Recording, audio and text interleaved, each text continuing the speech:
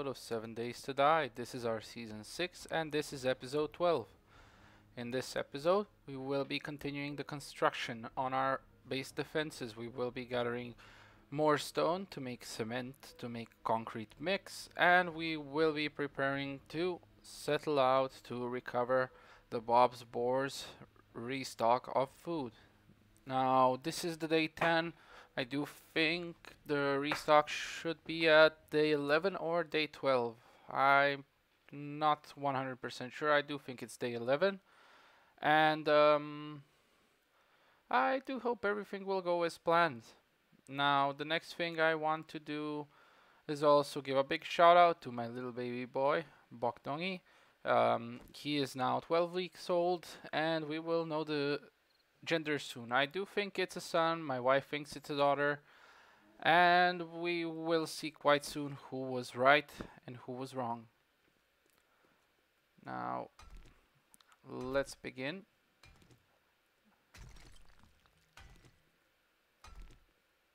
And also, let's turn on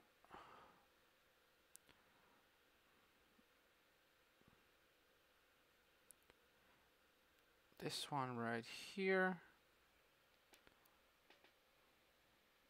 Let's turn off the sound and let's check if anyone is willing to talk to us and if anyone has any questions about the game. I do hope some people enjoy the content that I make and will want to communicate and express what is good, what is bad, give me some tips and advice. But until then, let's just continue with our plan. So first of all, let's go and get 12,000 stone. Why 12,000? Because I will need 3,000 to put into the smelters, so 750 in each of the forges. 15,000 in each of the forges, 1,500, damn it. And that will be turned into cement. 3,000 will go into sand production, and 6,000 will be used afterwards to create more of the lovely concrete mix that we need. Now, I have thought about it, and I do think that I will need to make some more cobblestone as well for the flagstone block, so I can make up my underground rooms on the basement level. Basement 1 to be exact. This is technically it's basement 2 at the moment, but I do think I will be expanding to a bigger area as well soon. We will be seeing how that goes. And for now, let's just continue with our mining operations. I do think in this episode we will get the rest of our work done. I have the build already prepared in my head, how everything should look like, how I should make the farm segments, etc. And the farms will be restructured as well. I will have areas that will be not walled off but separated with flagstone, so that I have a separate place where I'm farming corn, separate place where I'm farming just coffees, just farming potatoes, just farming blueberries, yucca and aloe. These will be the main farming ingredients.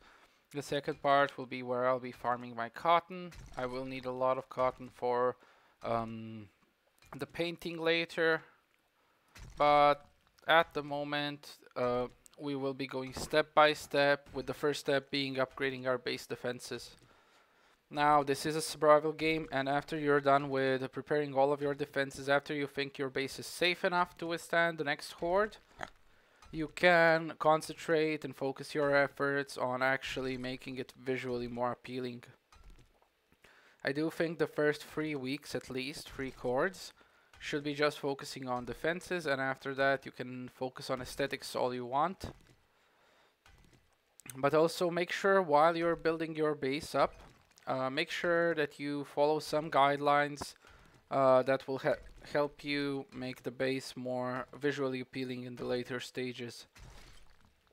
Plus, also remember that you should use certain types of blocks which will not be too hard to destroy, so that when you want to go up to the aesthetically appealing level, you don't have such a hard time and you don't need to use so many resources for it. What I mean by that is if you're going to make your center line of the base full concrete, if you'll want to change it to make it more appealing, you will be using a huge amount of resources and a huge amount of time just breaking down that concrete back into the level 0, if you may.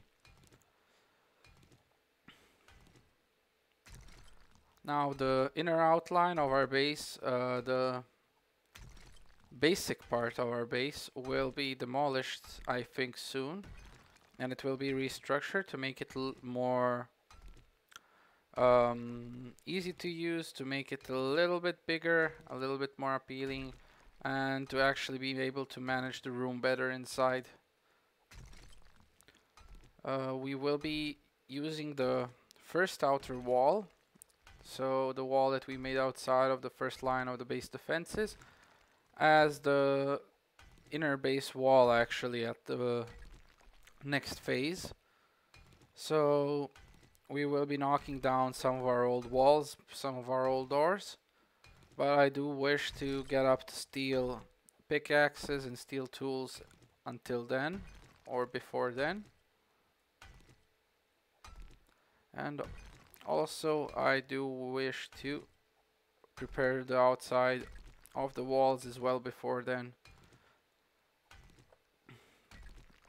We have not been gathering a lot of iron at the moment. I do think that we will need to go into the desert to actually mine out the iron faster and to mine out the oil shale that we will need. That will be done in the next few episodes, I think.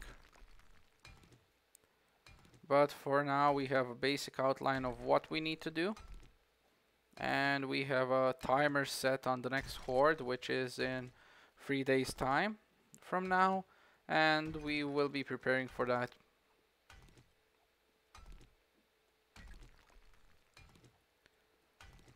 Until then, let's just focus on gathering the resources we will need to survive and to upgrade our base defenses. For now we got 4k, so we are 1/3 of the way to what we need in stone. I may actually do it in 2 parts, but for now I do think at 6k I will stop. I will go up, I will get the flagstone blocks, and then I will actually make this tunnel look a little bit more decent. Prepare everything I need to make the how should I say, the walls look the way they should in my head, and to actually set it all up to look the same as the beginning part. Now the next thing I will want to do after that is actually try to find where I want this one to end. I do think that the tunnel should end around this area here. If I go into a straight line, so it's going to connect with this road, it should end up right here, and I can make another exit with an elevator and a small defensive position there. That one will definitely be very useful in the long term. And I will be making a bicycle, mini bike or motorcycle that I can move around underground, or I will just use my one that's in front of my base and use it to navigate the underground tunnels so I can traverse faster and avoid any unnecessary attention. Now the zombies are always running in this series, that's the whole point of it, and I want you to learn that throughout zombies always running series you can actually go from A to X with ease, and you can actually play the game normally. It's not too hard.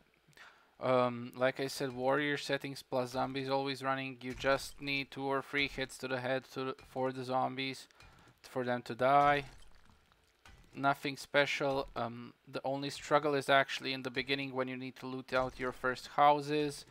You need to get out your first resources, get your first clay pot, etc. These are all basics that you will need and that will be a little bit harder than usual. But after you get your first resources done, you have all of your basics prepared, the game just basically resets to difficulty 1, as I would say. Now, difficulty 2 would be hard zombies. That would be above the warrior setting, 2 levels up. And the last difficulty, or difficulty 3 setting in my head, that is when the zombies are set on nightmare. That means they are sprinting extremely fast. They are coming to get you every single moment of the game. You have no peace whatsoever. You are trying to just barely survive, and basically those are the hardcore zombies, as you may. I may actually try a series with Nightmare on, but that series will probably involve a lot of deaths, and I want to finish up this one first. The goal of this series is surviving 140 days in game. That means another 220 hours of gameplay. Shouldn't be that hard. At that time I will probably already be level 200 easily. I will have a full electricity base, so you will get to see how to set up your electrical base, what to do for defenses, and I will be showing you how to use your wiring properly. So how to set up your blade traps, how to prepare everything so that you don't get swarmed by zombies too easily, that your defenses can hold easily, and also that you don't waste too much gas and other resources. Let's see here.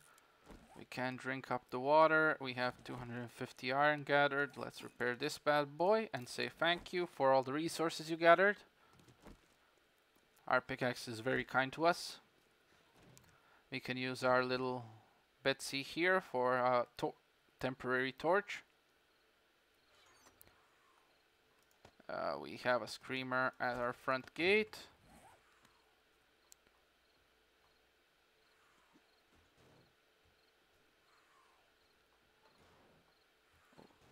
I do actually think that our screamer is already at the inner.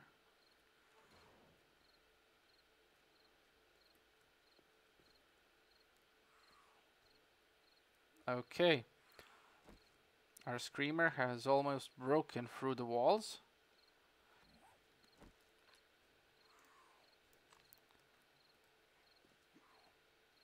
Nope.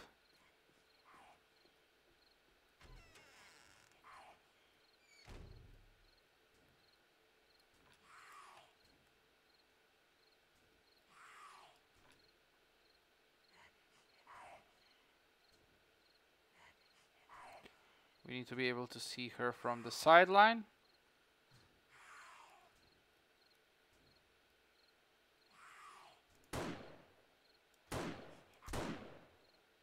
And one more should do it.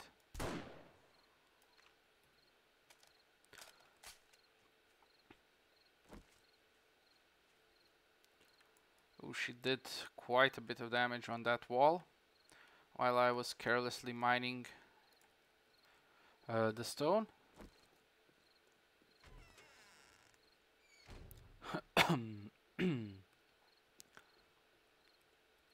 You also need to take good care. If your base is running multiple forges like mine is, you're gonna get a lot of attention from a lot of ladies, aka the screamers, and you want to be able to take care of that ASAP. You don't want too many screamers giving you a good time, as they would say. So let's take a little bit of wood from here. Not too much. Let's say 40 or so. That should be enough to turn all of this metal into the lovely little forged iron that I will need. We will be making more cement. We have 500 blocks. This is all that we will basically need. And we may actually go and finish up the basement after we put in 4,000 crushed sand to be made. So 2k here and 2k here. We already have a decent amount of what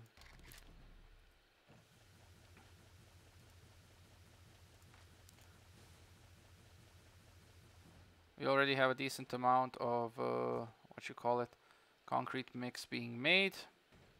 It's nothing too much, but it will be enough for the first level of our upgrades, and as soon as the concrete inside got cooked up, we will have enough to make our second level, which is also very important.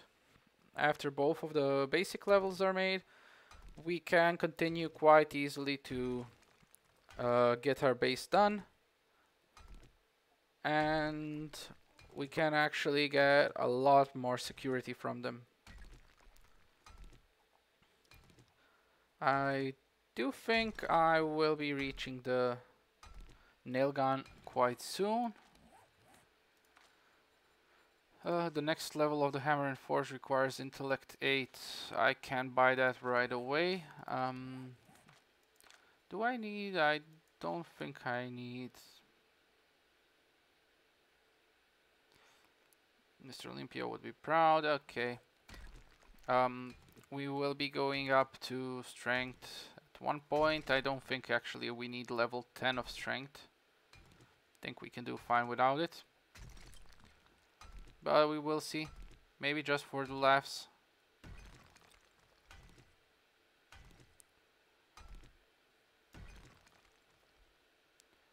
Okay, this has been evened out. Let's do the floors first. Let's eat something as well. Our guy's getting a little bit hungry. And I love this flashlight attachment to the helmet. I like mining helmets, but this one is fine as well. Works real well.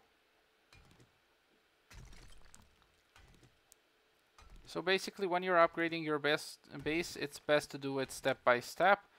You can either do rows, you can do corridors, you can do anything you want. Just don't leave it as unappealing, how can I say, hole in the floor. Give it a few extra minutes and actually make a floor that will give you a better aesthetic view. Plus, you can use these resources quite well in making everything else you need. From mining out a single block of stone, you get 14, 28, 36, 42, 62 stone. And you use up approximately 4 of that stone plus 4 clay to fill in that hole. So it's quite well worth it to actually invest some time and some resources into making these floors suitable again. Now this block has 500 durability, and that's quite decent. But your flagstone blocks will have the same 500 durability, and they will be more aesthetically appealing, at least to me. Flagstone and wood would be two of my favorite things to work with.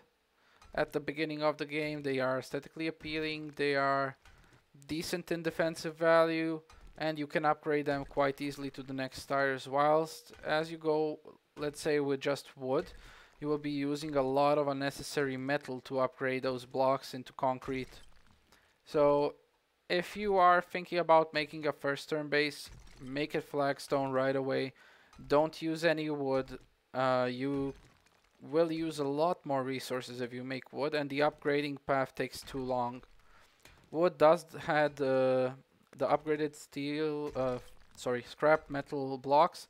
They do add an extra layer of defense, but that extra layer is not really worth all of the resource investment.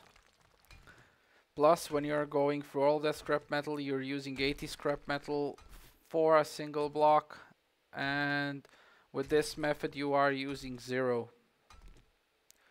So everything is actually going quite well if you're using flagstone. Maybe even better so than if you are using your time to make the, what you call it, the wood floors.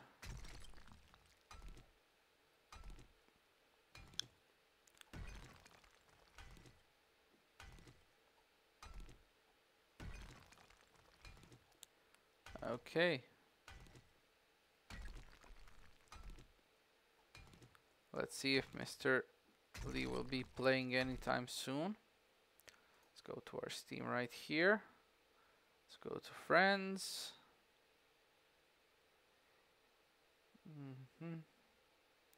Mr. Troutner.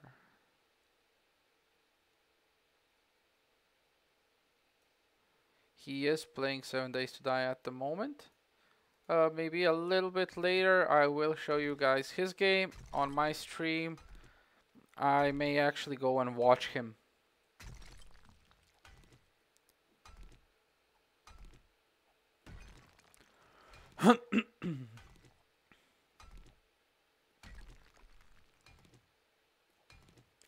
Also, I did forget to mention this weekend there will be no new episodes. I will be going this Friday evening to my mother-in-law's home. My sister-in-law is having her wedding day on this Saturday, so we will be spending some time there. Probably I will not be streaming Saturday at all, and Sunday.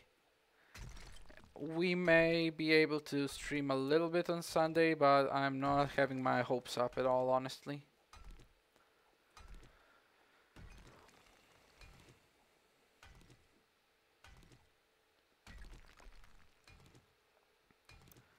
Although, due to that, I am using today. Wednesday should be the day that I'm taking a rest and not streaming. However, I am using that day, aka today, to make some more content for you guys that enjoy the game, and so that you can figure out your next step of the plan while I'm away.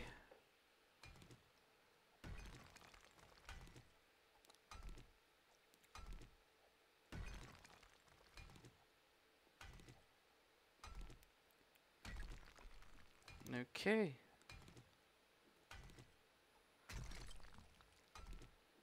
Also, I have to say, even if I'm not super successful, this is by far the most fun I've been having in a long time. Just making the videos gives me a certain sense of pleasure and joy, and especially when somebody comments it and says something like, oh, I like this, I'm making my base like this, do you have any ideas on how to improve it? And if I can actually help and give some improvement advice, that makes me really, really happy.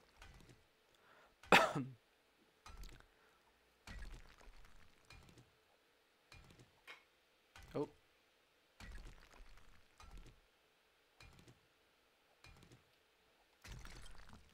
Okay. We tilted the camera a little bit.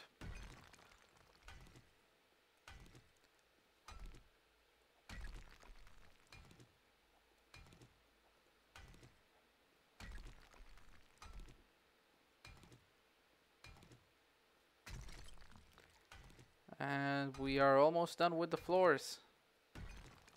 And while we did do the floors, I do think our sand is already done on the top. We can take that plus the stone that we mined, which should be too many stone blocks actually. Yeah, 5k, 5.4, not really enough to make all of the concrete mix I want, but I will need 4k only at the moment, since I do have only 2k cement at the moment available. So still should be decent enough.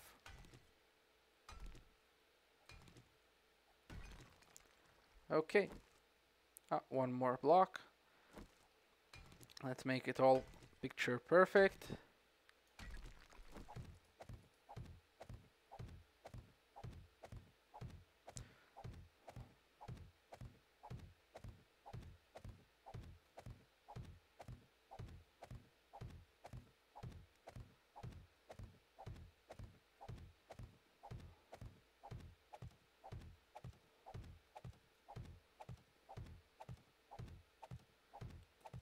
This part feels like playing Tetris.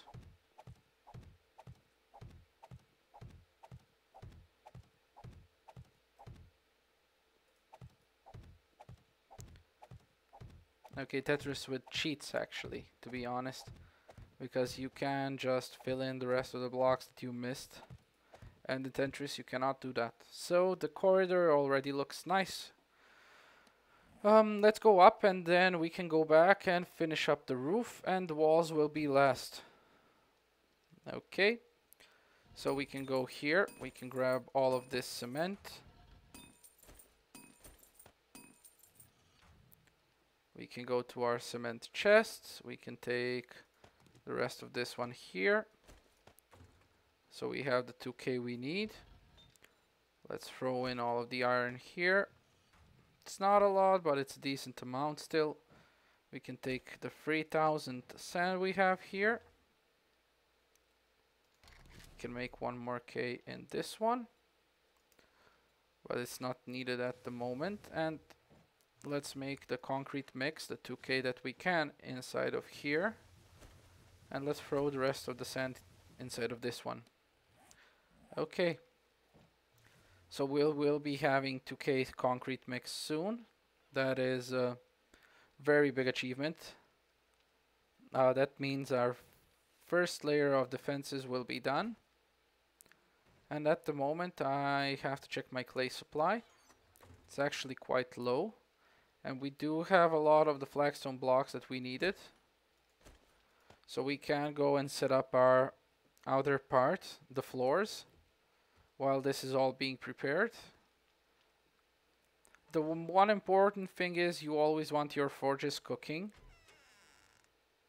So at the moment all of my forges are preparing resources. I have enough time to actually go and dig out this whole area. Let's also check for any screamers at the moment. I don't think there are any, but just to be on the safe side, just check around the corner. Nope, everything seems fine. We can get up. We can crouch down and let's start our digging process. Now this digging process will make a moat around our whole base.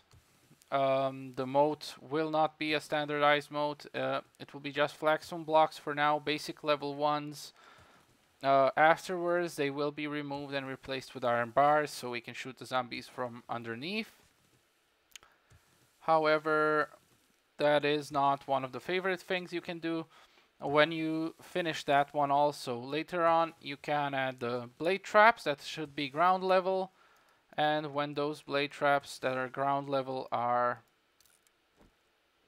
sufficient in numbers, you will be able to just sit back and watch while they grind out all of the zombies for you.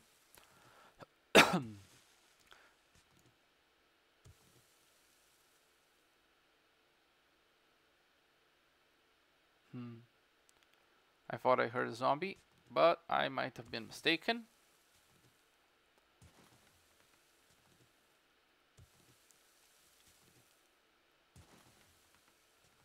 Also, I may actually use this time to upgrade my door as well. The walls are decently upgraded, so zombies will probably not want to hit them that much. But my door is only the first level of the iron door, so it only has 1.5k HP. I should be getting that a little bit more up. And we will do that just in a second as soon as my stamina runs out. So one more block here. And then jump to this one. We won't be upgrading it to a vault door. We do not want it at the moment. Vault doors are really hard to open and they will make all of the zombies go around and actually hit my walls. So until these walls are all concrete level or reinforced concrete, we will not be investing any of the resources into making vault doors. Also, another way that you can make reinforced concrete and actually save 20 more concrete in the process is by making rebar frames.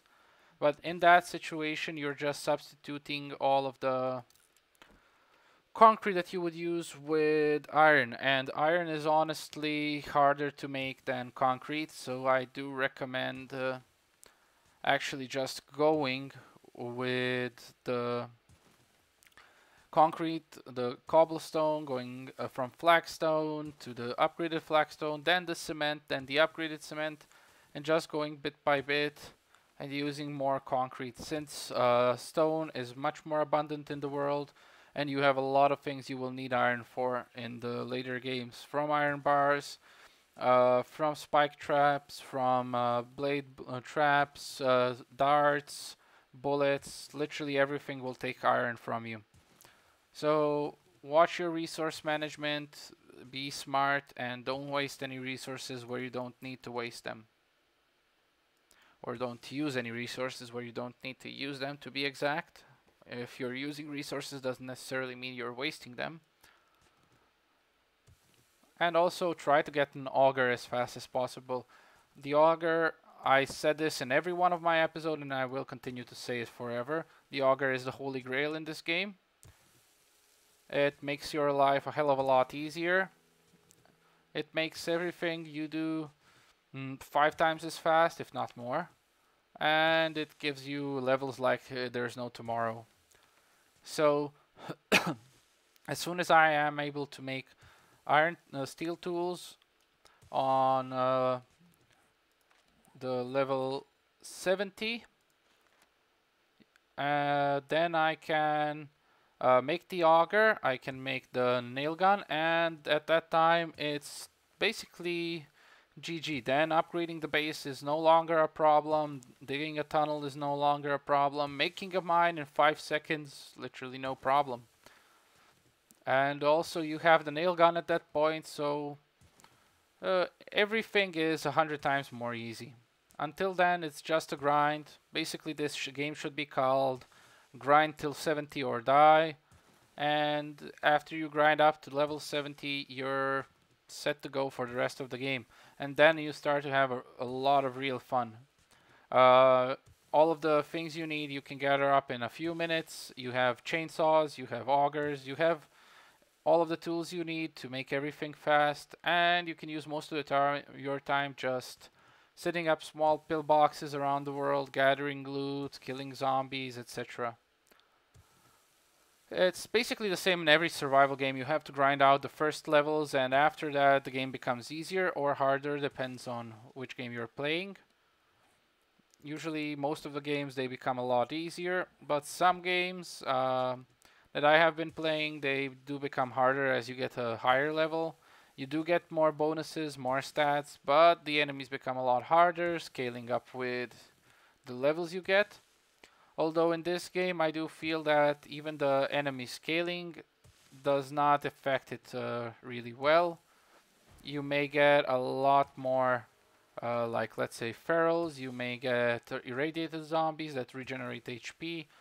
But at that time, you can literally make your own sniper rifles, you can make your own ammo, so you have no problem. The only thing you will need is add-on for your weapons. It's called a rad remover, and it removes the radiation from the zombies, which basically renders their HP regeneration nil, and that one makes you a lot more OP.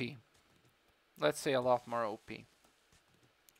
Because I do think it's one of the best mods for your weapons at the moment.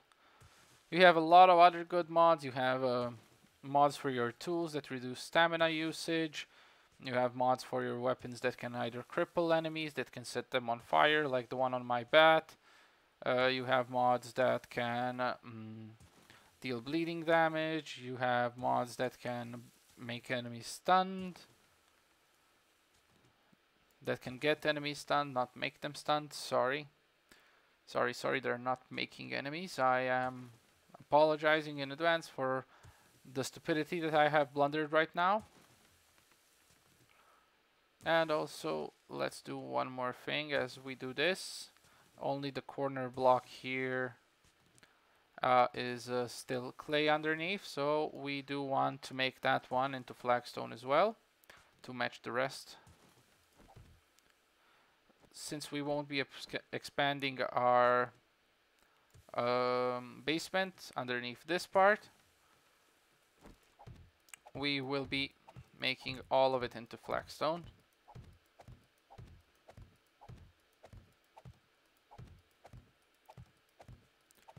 I am debating whether to make this 3 or actually 2 to 4 wide. 4 wide will cost a lot of resources to make, and I can mine them out quite easily, but the time is one very important. Okay, I need my club. Thank you.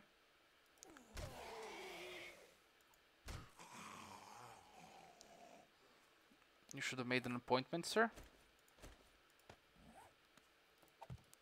So like I said, if I make it 4 wide, it will require a lot of time. 2 wide I do think is easily manageable until the Horde Night, with all of the other plans I have in my head. But if I make it 4 wide, it will take a lot of flagstone blocks, it will take a lot of my time, and I'm actually not 100% sure if I can finish it by the time the day 7 horde comes, since I do also have, the day 14 horde comes. Since I already do have a lot of other things I need to do, this should be made into a secondary task, aka a remedial task. And 2 wide should be good enough. Yeah, I do think this should be good enough. Next thing we need to do, not forget, we need to remove this block right here, put it in. Okay, this part is done. We also got a lovely 5k clay just by mining out that little patch. Should we start from here to there or from the bottom? Let's start from here to there.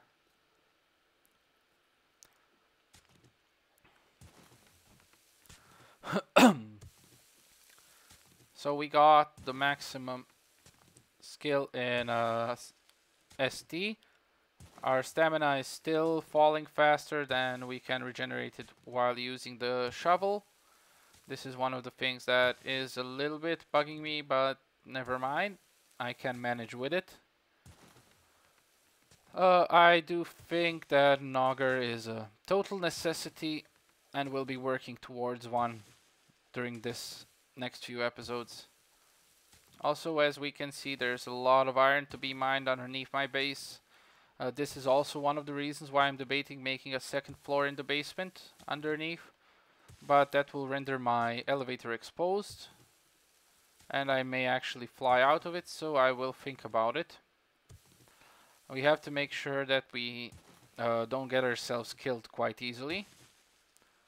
Plus, we need to make structural integrity one of our most important vital points. So if we are going to do a second level of the basement, we have to really take care and figure out where it should be. See that lovely lady over there? She's trying to get up that small hill. I know that's no easy feat.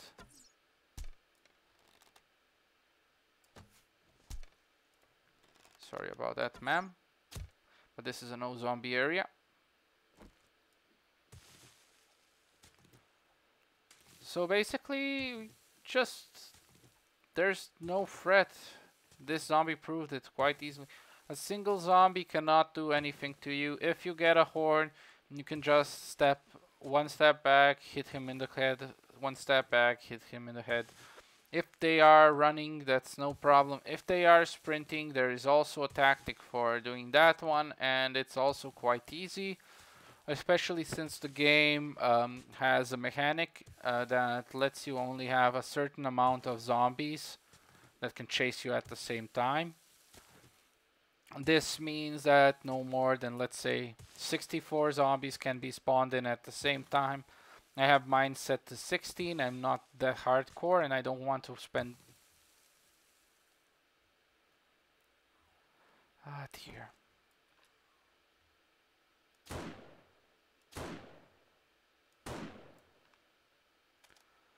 I really hate those little girls.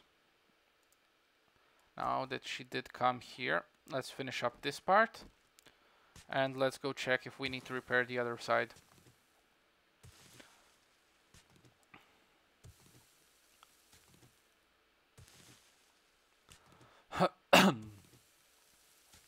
Screamer zombies are probably one of the most hated zombies for me in this game.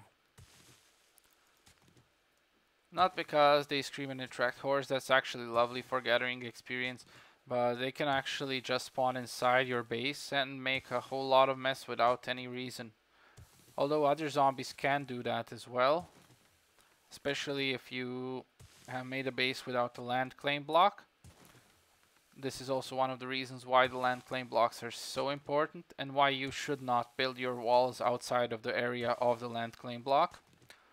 The land claim block basically ensures that zombies that spawn... I did forget to turn off my touchpad. I did it right now. So it makes sure that the zombies that spawn are outside of this green line. So as you can see, they will not spawn on this block. They may spawn here, but inside everything is safe. So I can not get any zombies spawning inside of my walls. The zombies, however, can break through your walls and then get to you, but that's a really, really small problem compared to if zombies would actually be spawning inside of my walls all of the time. That would be a really bad thing for me. Also, once these 2x2s are set up, I will be planting my tree farm inside so I can gather all of the wood I need to upgrade this little baby. And I will be using the last of my flagstone to separate and make multiple farmlands for each type of resources. And then I will be, at the next harvest, replanting all of the resources in their separate areas. So I will be checking how many planted resources I have at the moment. I know I have at least 6. So I will need 6 plus segregation areas. All of the areas should be able to carry 40 of the respected resource, not more. So 40 for the blueberries, 40 for potatoes, 40 for mushrooms, 40 for corn. Although corn may be an 80 field because corn will be the most needed resource for me at the moment.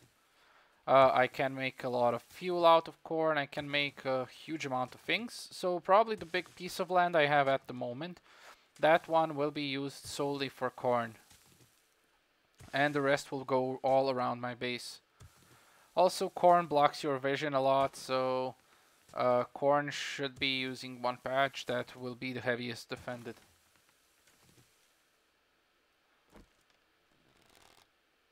This guy right here. How many arrows will you take, sir?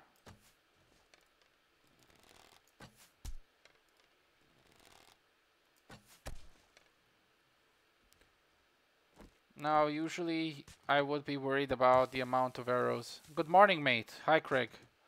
Sorry, I've been talking too much and I haven't been paying attention. Now, usually you would be running back to take all of your steel arrows, but at a point where you're past level 40, when you can make steel, you're not really worried about your steel arrows anymore. As soon as you get your crucible, you're perfectly fine.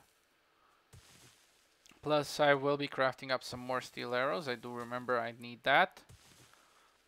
I have 234 at the moment. That should be good for another few days. But before the horde, I want to make at least 700. That Kid Perry, what's up? Not much.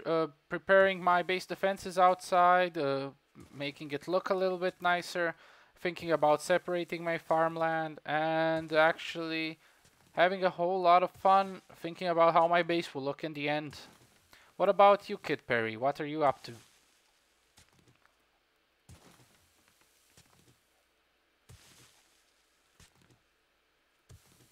Are you preparing to play some 7 Days to Die yourself? Do you have a good game plan for today? What you need to do? What you want to prepare?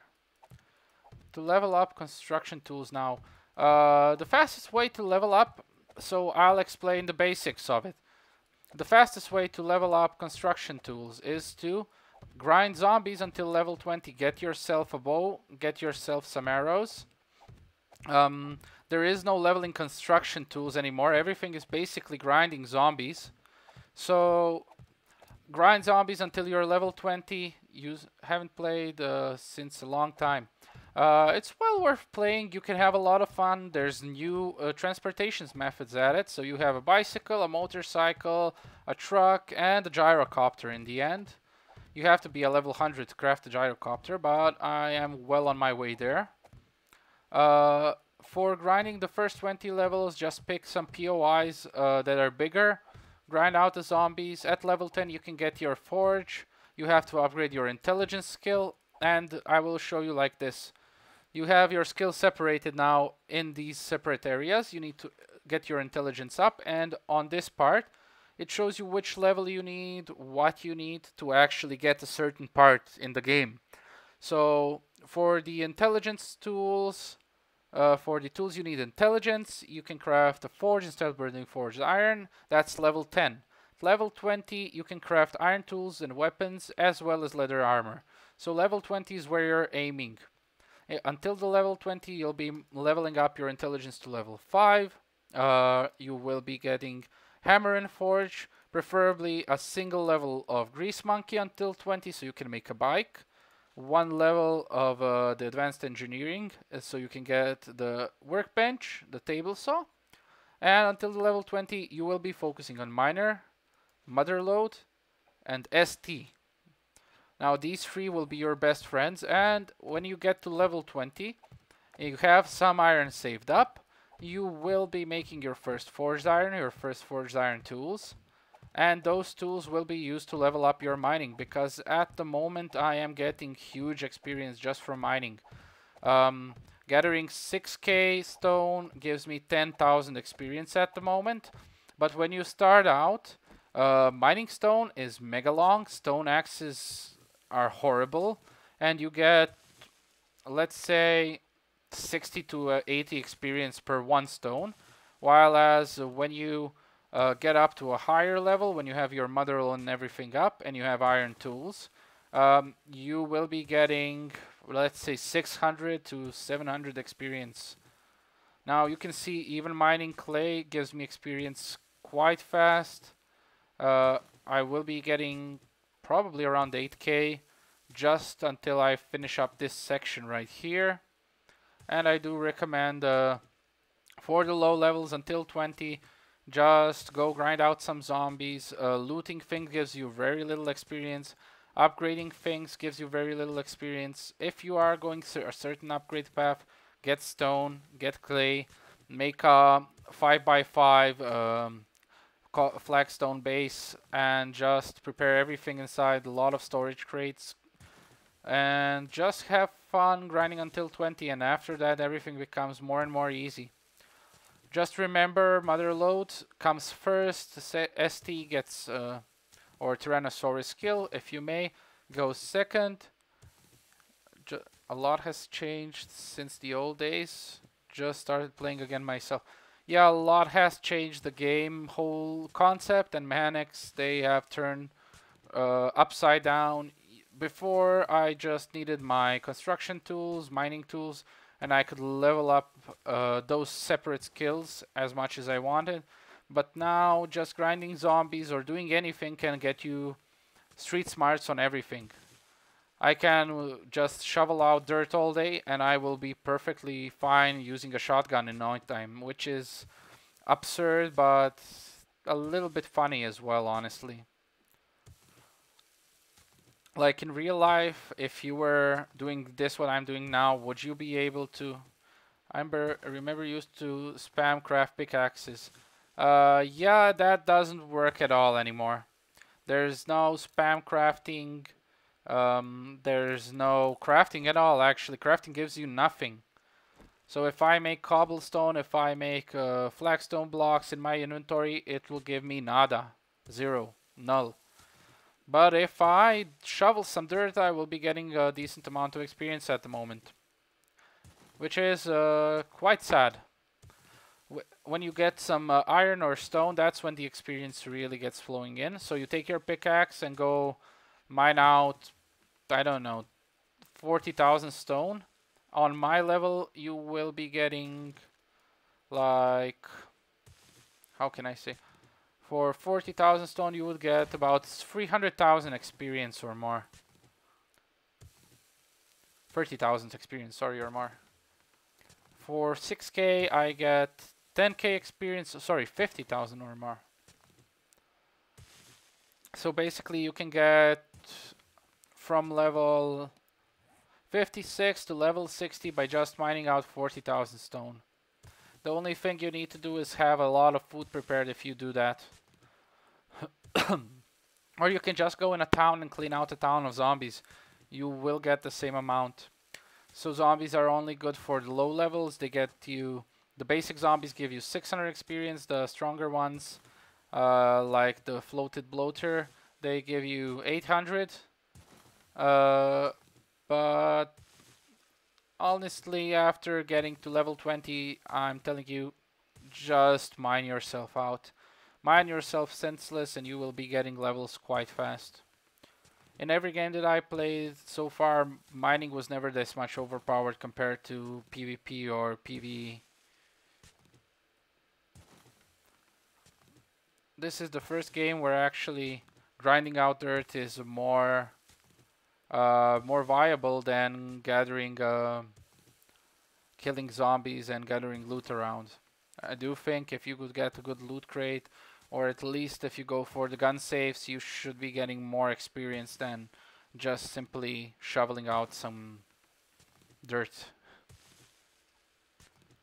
And let's see here. We're almost done with this section, so only one will be left. It's not that bad. It's just taking us forever, since these sections are quite long. But mining all day makes the game boring. Depends. If you get an auger, nothing is boring. At the moment, this is not boring to me. Just because I have a plan to make my base look really good, really cool. And that's why I don't think mining makes the game too much boring. Like, some segments of the game, I do like the PvP. I do like killing zombies, looting, questing. But mining is a very big part of this game. They call it Minecraft with zombies for a reason. I mean, think about it. This game has mining and base building for what reason? So that you would use your time to mine and build bases. If you want just a good zombie killing game, you can try out Scum. Scum should be pretty good for at least the zombie killing elements, but base building is obsolete there. You can also try World War Z. Now, World War Z looks really badass when it comes to killing zombies. But base building elements are obsolete as well. So basically depends on what you want to play. If you're into base building, 7 Days to Die is up your alley. If you're into just killing zombies, don't you think the old version was better? I do think the old version was better on so many levels. But we get what we get. The devs, I'm sure, will do some things to make the game better as well again. But honestly, I don't even mind this one anymore. It's not that bad once you get used to it. The only problem is the countless hours you spend on mining. Like, let's say 50% of your game time goes into mining if you want to level up to 100. And after that, basically you can just forfeit. I play a lot of these games. I do stream as well. Nice. Really nice. Which games do you play at the moment? And as a fellow content creator, I can understand your viewpoint that mining does take a significant point of time. It's not better at the moment. You can grind slower and you can make content slower. Plus, you can make less interesting content if you're just spending time and time and time. grinding out resources and not doing the things that people actually like, which is killing zombies and looting out POIs. But however, in my opinion, there are people who like to build bases still in this game, which find that to be one of the most important parts of the game. So I do take it that those people will want to watch a person who actually grinds out the resources and who makes a good base build that they can actually use later on. Okay, Fortnite I did try out. PUBG I did not, and I do not wish to. Rainbow Six Siege and 7 Days to Die. Okay, if you're playing World War Z, I can understand you like zombie killing elements a lot. Uh, Fortnite has building elements, but as much as I can see, the building elements are basically just making a temporary shelter or ways to pass by. It's not a real base building game. So basically you like shoot 'em up games more, and that's perfectly fine. However, 7 Days to Die doesn't fit in that description anymore. It's literally a base building game and a survival game that makes you focus on getting security. Or if you really want, you can play it without even building a base at all. You can forfeit all of the intelligence perks, except for the grease monkey later on, and you can just go into making armor to make more damage on your weapons, and you can live as a nomad going from building to building. You even don't have to get the grease monkey skills. You can find all of the things you need in the world, from the chassis for making motorcycles, cars, etc. And when you get your loot level up, you can make what do you call it? The gyrocopter even. You can find everything from bullets, and basically the game doesn't have to be a base building game at all. But for me, I like base building. I like to build a decent base before most other stuff. I love to build a decent base. I love to build a extraordinary base, and I like to experiment with different builds. Like Craig says here on Facebook, he likes to build a decent base. Building a base is one of the things that got me hooked on this game, honestly. And the one thing I do agree with Kid Perry here is that the old leveling system was better. If you're using a shovel, well, you're gonna get better at using a shovel.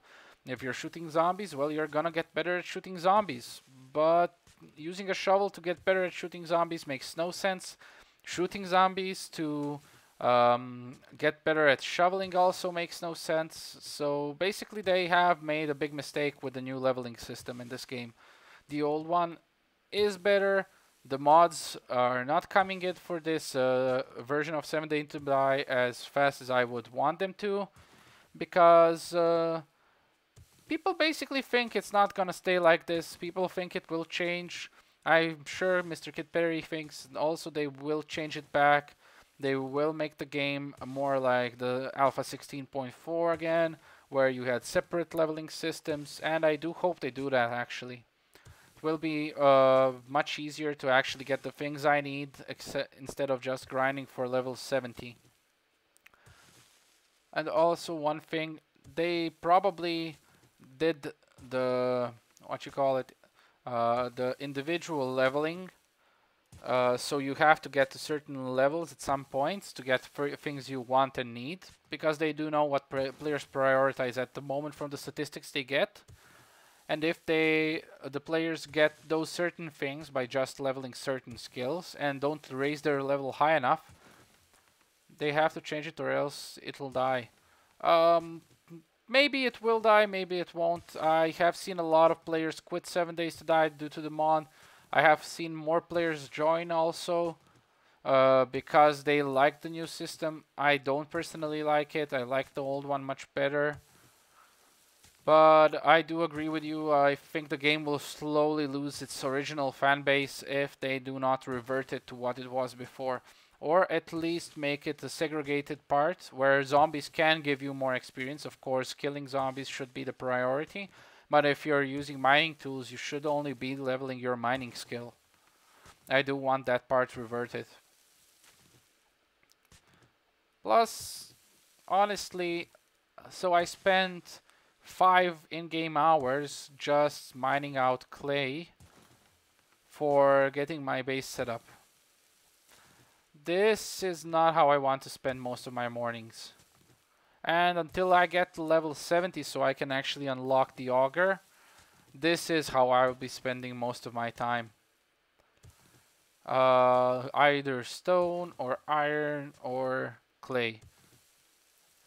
And let's see here. So I have gathered 18,000, almost 20,000 clay just by talking to you guys and spending 5 in-game hours just holding the left click button and pressing W and S. Plus I did gain about 15,000 experience from it, which I can use to improve my, let's say, shotgun skills, and then I can shoot zombies better. Why? Because I've been using so much of my stamina and strength to shovel up dirt that my character has become so strong I don't even need a shotgun. I can just throw the shells directly at the zombies and kill them. It's quite interesting. It will not last like this. I'm sure they will revert it to the old ways. Also, I do think they have to reduce the level of what you call it, the hunger and food meter back to normal. Your hunger and your drink bar do deplete too fast, in my opinion, now in this new Alpha 17. They have been raising it slowly. Alpha 14, Alpha 15, Alpha 16, and now in Alpha 17, the thirst and hunger bars are really going down too much fast. So in a 2-hour day, the game will actually make you consume 6 to 8 pieces of bacon and eggs, depending on what you're doing. So it's quite resource heavy. And that means one day in a week you will just be going out and using that whole day to farm animals in the beginning until you can actually level up and get the meat stew, get the living off the land skills, etc. So it's basically very time consuming on every part. And I do think they will change, so hang in there, the Kid Perry. You will probably try it out. You will see if it suits your taste now. And after you see if it suits your taste or not, then just try to play it or just wait for the new update. That's basically the best advice I can give you, and I'm sorry if it doesn't help a lot. But honestly, we just need to wait it out and see what they will do in Alpha 18, which was announced, so it probably should be coming at maybe September or October this year. I am hoping it will come at the end of July, but it's probably not gonna be that fast. They have a lot of bugs to fix still. Especially one more thing that I wanted to talk about, that is especially I wanted to say, the zombie, how can I say, the zombie AI that tries to find you. Honestly, do you think it was getting better or worse in this last part? I will tell you what I think, but I want to hear what you think about the zombie AI in pathfinding now.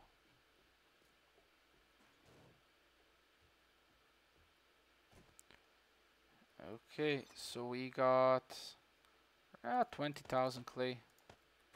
Not bad for 5 hours. Okay, the elevator, the stairs.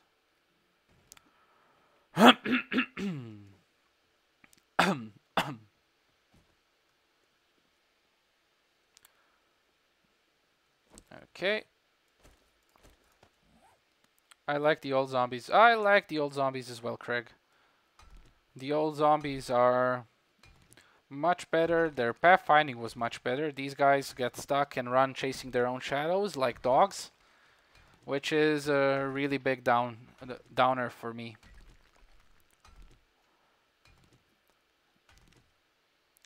I do think we can call these zombies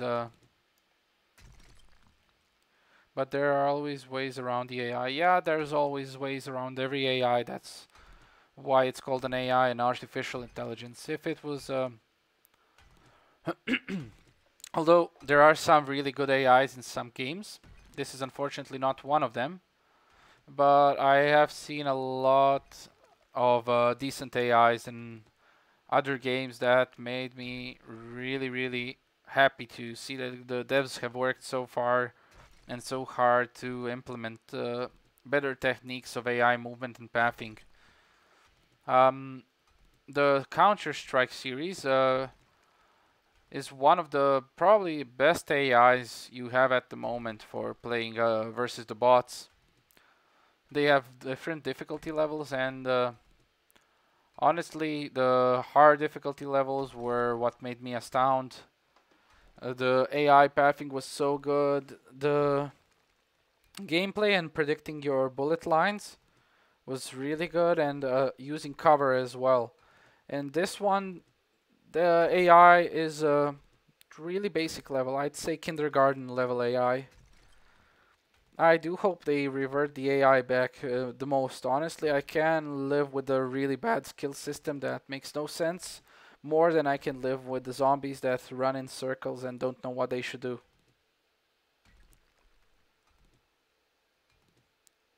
The old day zombies did have some bugs, but not so many, I think.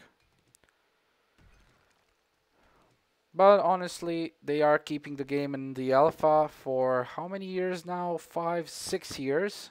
So I'm not expecting progress too fast. Even games like Rust have already been released. Ark has been released, and those games are younger, sorry, than 7 Days to Die. But also the one thing that's really good in this game for me is that they are not forcing you to buy more DLC. Everything that they get for the players is free. So if you bought the vanilla version of the game, if you spent your money on the game already, they are uh, willing to compensate you for it and give you all of the content without any strings attached. This is one of their strong points in my opinion. However, the grind is not one of the strong points, and I am happy that I will only be grinding resources for another 10 minutes or 15 minutes. And hello to my cousin Frane.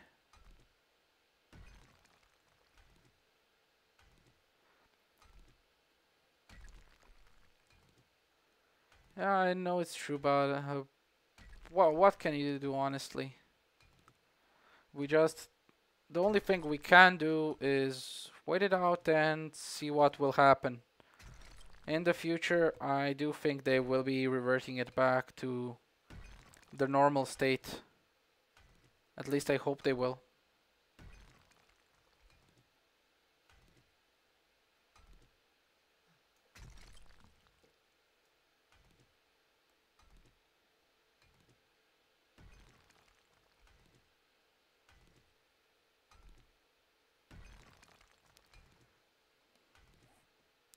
Okay, let's repair you here. We have a lot of stamina left over, so let's just finish this segment. And we will go piece by piece.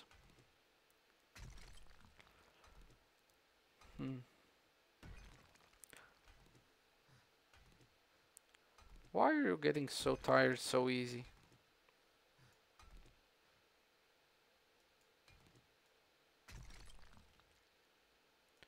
Okay, it's only 3 blocks left. You can tough it out.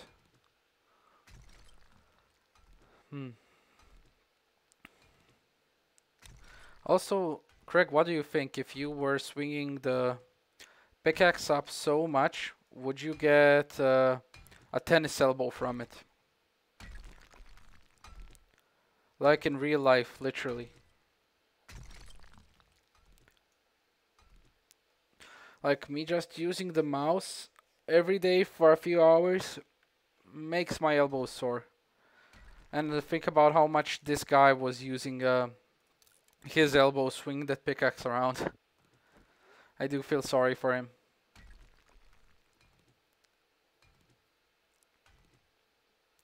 By the way, Craig, which games are you playing except for Ark and 7 Days to Die? I didn't know you were into survival and base building games so much.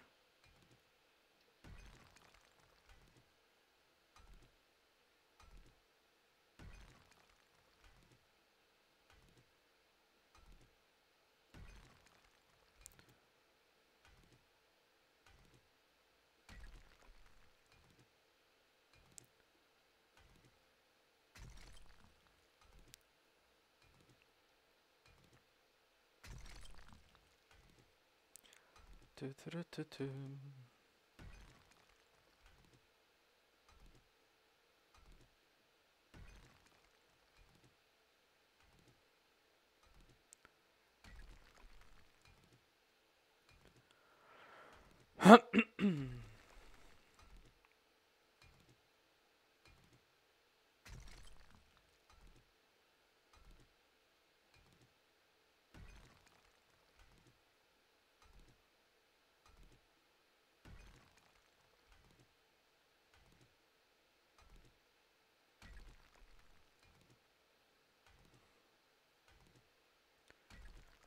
Do, do, do, do, do.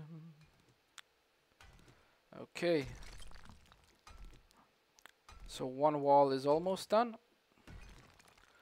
I do think I will need a lot more flagstone blocks. How much did I mine in iron? 6k only. I will be making 2k of that into flagstone, into cobblestone, and then into flagstone later. Because I will need those blocks just to finish up this tunnel. And this part is done. Not a moment too soon.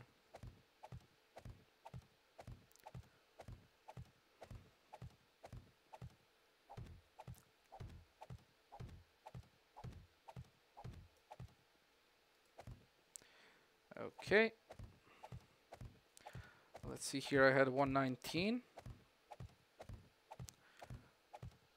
Just a few Steam games when I get the time. Savage Lands, RimWorld, No Man's Sky, Gold Rush, Fishing, Barrett's, Sea, and Poker.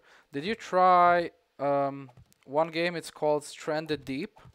It's quite decent. I do think you can actually play the demo for free. You're surviving on an island and it's depends on the mood, and yeah, I still like the older dying games. I know you do. I actually like some of the original games. I sometimes turn off my Steam and don't stream at all and just play like original Doom series and other games that remind me of my childhood. Duke Nukem is one of my all-time favorites. The old Duke Nukens that are still, well, they are 3D, but almost not 3D. There will always be some things that you will want to do and that you will enjoy beyond what, let's say, your Call of Duty is in the game. So give me 1 second.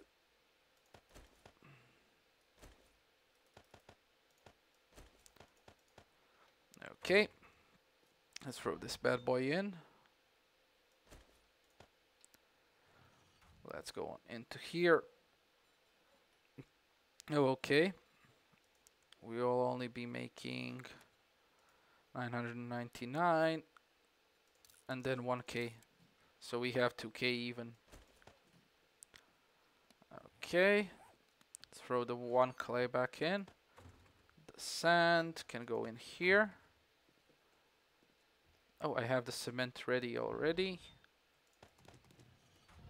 And I will be making more soon.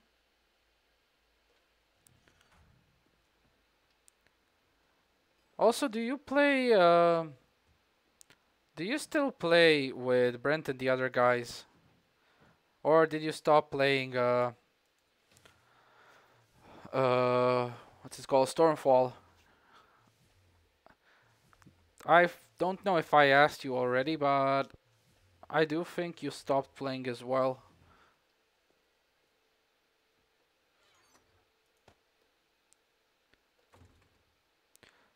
Building components. No, no, building blocks, frames. Yeah, this is what I needed. Um, drinks.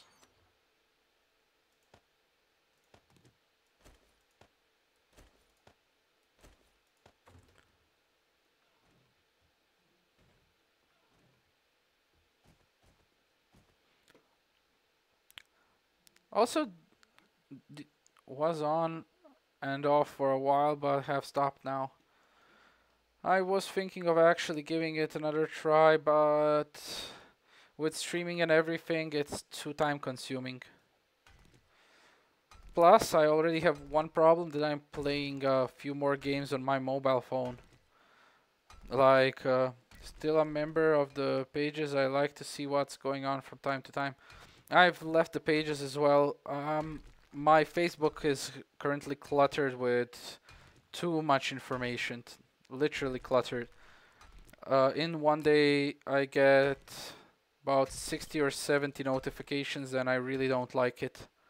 I don't have the time to read all of them, and I don't want to be a ASS and not reply to some of the things that I need to with people that I know. And if I'm in a certain group and somebody mentions me and I don't reply because I didn't have time to see it, especially with my old job before, then I feel like a total ass. ASS, sorry. So it's basically better, it was better for me to leave the groups.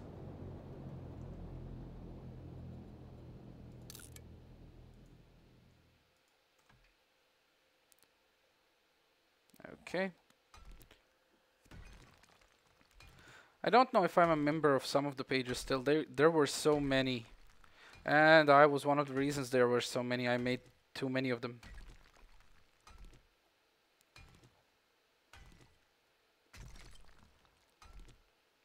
Like, oh,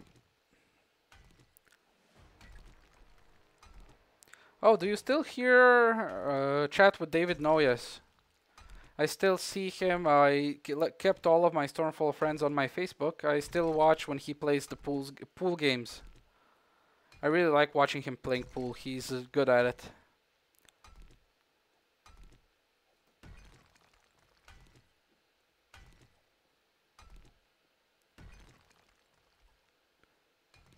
I'm not so good at ignoring stuff. I feel bad if I ignore somebody. Like, even if you send me a message and I didn't read it in the first 5 minutes, I feel really bad about it.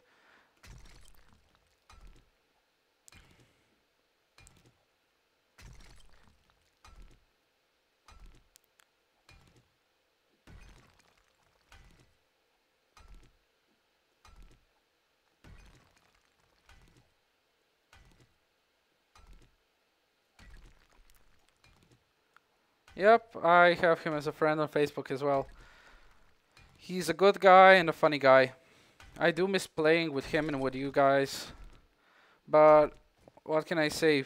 Everyone's life got more or less in the way. For the most part, my life got in my way.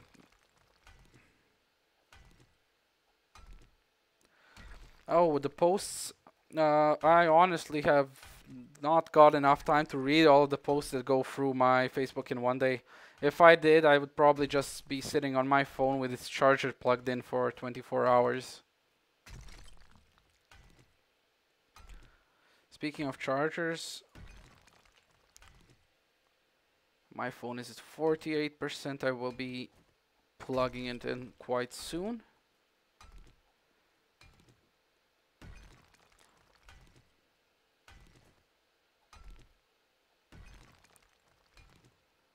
From the old gang, who is still playing? Just Brent or more of our guys?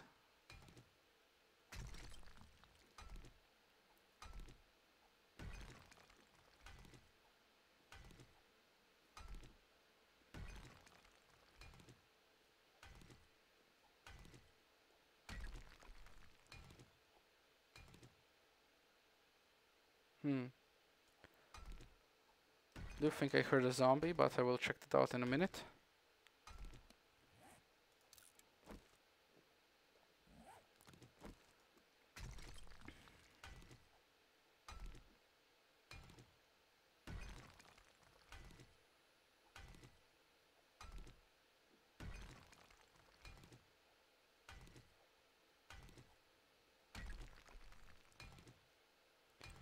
Brent and I would say a couple of the old ones, but mostly just seem new to me. Yep, I did. I do think so. It's been a long time. I think it's been 2 years or so since I last logged into the game. Maybe I did log in once by accident afterwards, but oh no, I did log in once. Brent asked me to move some defenses. I moved them into the beacons, got them killed, and probably got kicked out afterwards, I think. It is a little bit sad, but oh well. As they would say, oh well. Now that I'm playing Nova Empire, also my alliance on that one is starting to die out. I've been playing the game for a year and something now, and I am in the top 25 people in the server, even though I don't use money on it. But honestly, I do think all of the games will slowly die out with time. Especially, that's my thoughts. That's all fine and dandy. Everyone has their thoughts and everyone gets to express them. I'm expressing my thoughts right now about every game being temporary. Especially in this day and age where games pop out every few months, and honestly, you were a beast on Stormfall 2, LOL. I was decent. I wasn't that strong.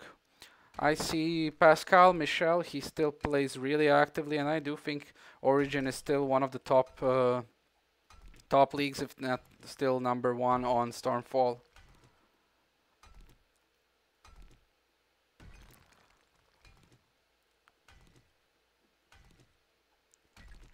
I don't think I'm a beast in games, I just think I can make a decent strategy. Not the best one, of course, just a decent one that will give me what I need to get to the goal that I have set.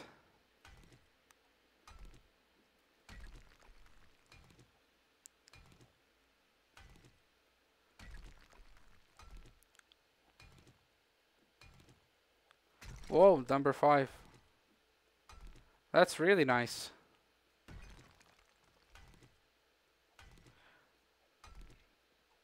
But honestly, I am surprised that Brent is still playing. He really committed to the game. When I was still playing, he was thinking about quitting the game, so it came as a shocker that he's still playing after so many years.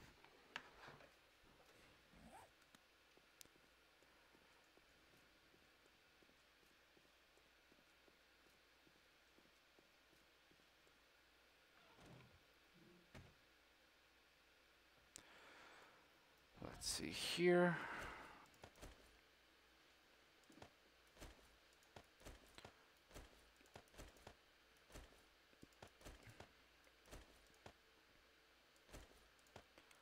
One 1.1, okay.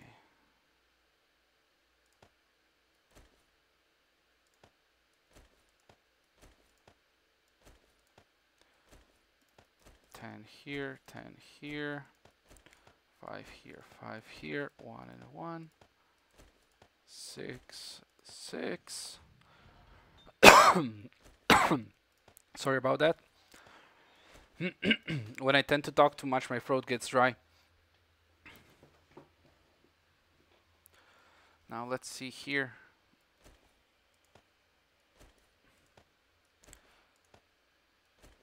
$77, $77, and you have over 400 iron. Okay, let's put 60 or so blocks.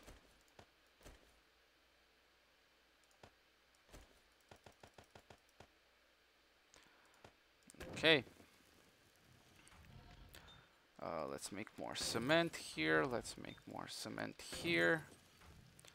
We need to make 2 more here, so it is even one. There are so many teams and alliances now. Maybe he has passed some of the work around. Oh, so it's a mega alliance. Many alliances within a single alliance, correct?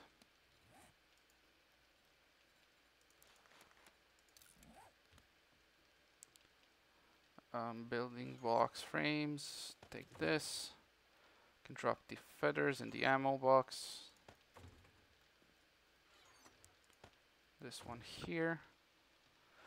I do remember we had some sister alliances before, but it may actually have outgrown that now. Ouch. Ouch, I need a splint. Oh. Oh dear.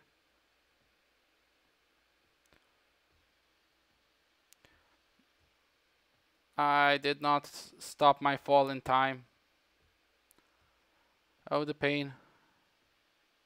Yep, it got too much for me. I always attack the wrong person or clans. Oh. Okay, I can understand how that can go on your nerves. I honestly, at the moment in the Nova Empire, we are also in the Mega Alliance. There's too many people. And basically the whole server is unattackable at the moment. Which is a little bit annoying. It's still manageable though. If you know you cannot attack anyone, then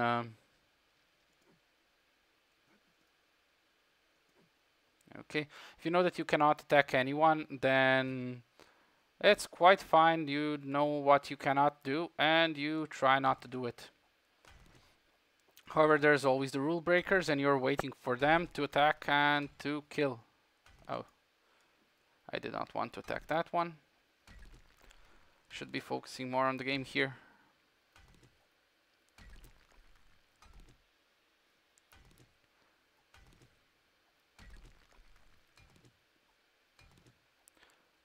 Honestly, the one thing I will miss the most is actually hanging out with you guys and talking.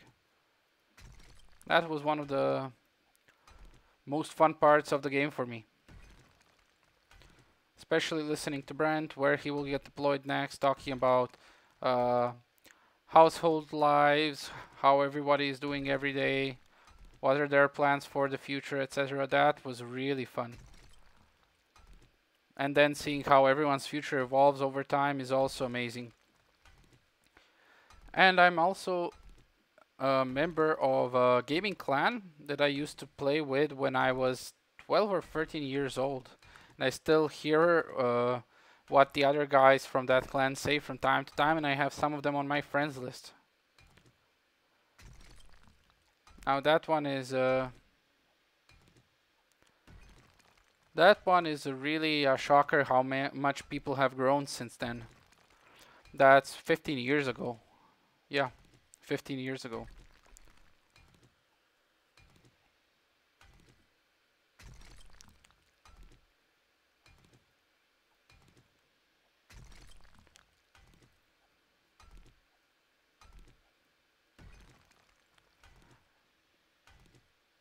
I did my best to play by the rules, but all my farms joined the alliances, so I had to travel for too long. Oh, okay. Usually these days people just make their own farms in games, which I don't really find amusing. Even in the Nova Empire, I have 3 farms that I made myself and that I use for resources if needed. But it's a little bit of a pain actually. Didn't expect my gaming experience to be turned into from a space shooter game where you make spaceships to do battle into a space mining game where you harvest asteroids for minerals.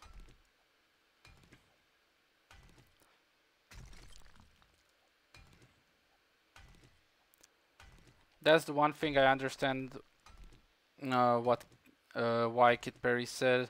The games are losing the identity that they should have. So let's say a shooter game should stay a shooter game. A building game should stay a building game, but if you had a survival game that was a horror, you need that horror, you need that survival element inside. Tell me what part of this is horror or survival to you. This should be called mining with zombies. Nothing more. Literally nothing more. The grind is an important part, of course, of this game, but it was never this important. So from 20 tasks you need to do, the first one, the second one, the third, and up to the 10th one are all mining.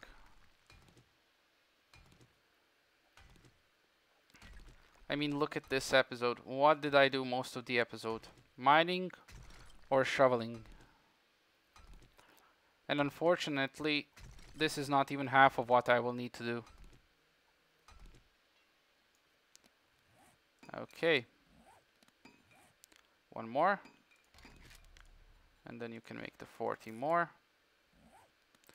So my pickaxe is back up. The ceiling is almost done as well. And I will call it quits for the mining part for today.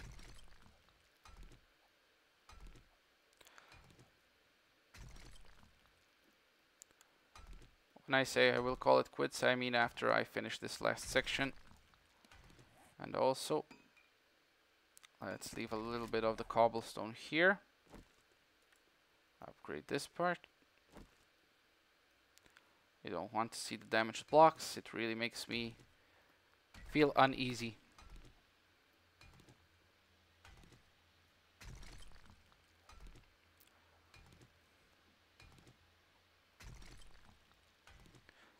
It's amazing how quick the time can go when you get into mining though. Yeah, the time goes really fast. And honestly, too fast.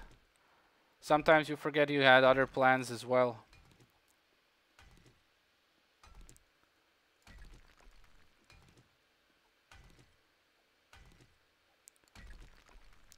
And this part is honestly not even pure mining. This is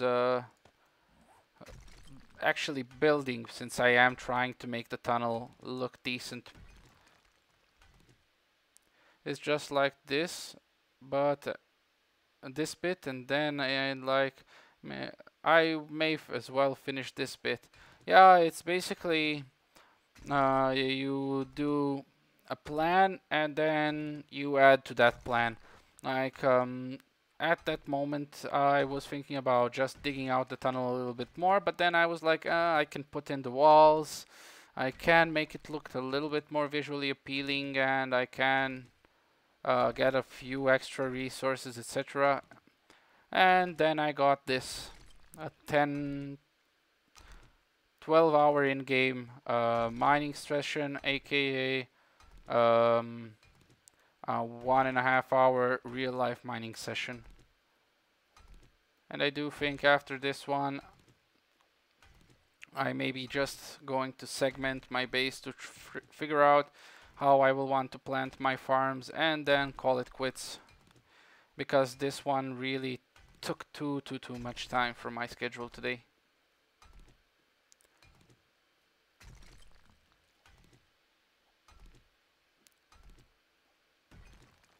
But honestly, in this game, it's getting more and more mine heavy. You know, the game, every update, it makes it a little bit more resource consuming, a little bit more time consuming, and makes you mine more in the process.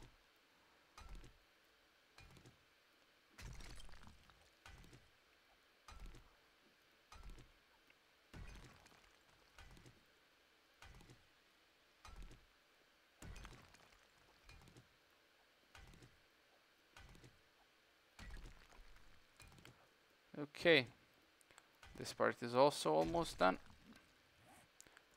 I have a decent amount of stone again. That means I can make more cement.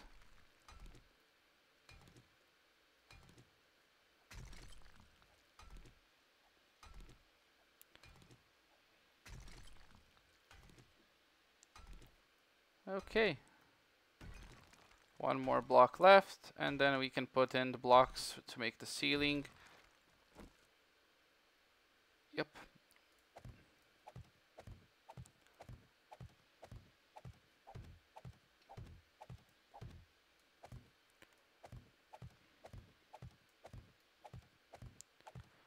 Okay.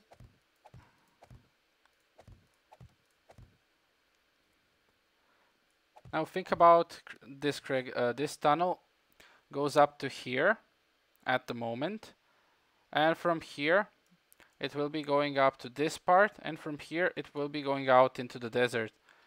Oh, it will be going up to here and then going into the desert, because if I do it like here, it will go next to the trader, and then I will be having a lot of problems.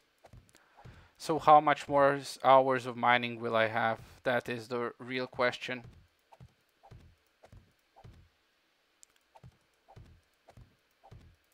And also I want to figure out where I want to make the segments for the, let's say, a rest stop, a small underground base, etc. I wanted to make a storage unit as well. I do think that will be, I can make that next, in the next episode, right down this small alley. I can make a little room like 6 by 6 and just make it a storage area for all of the unneeded stuff, or for all the excess stuff, if you may.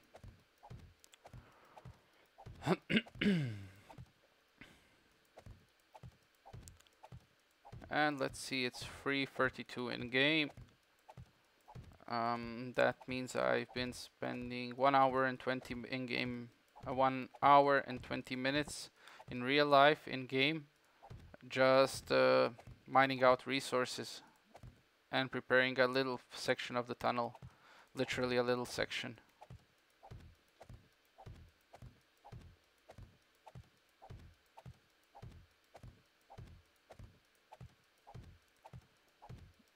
Okay.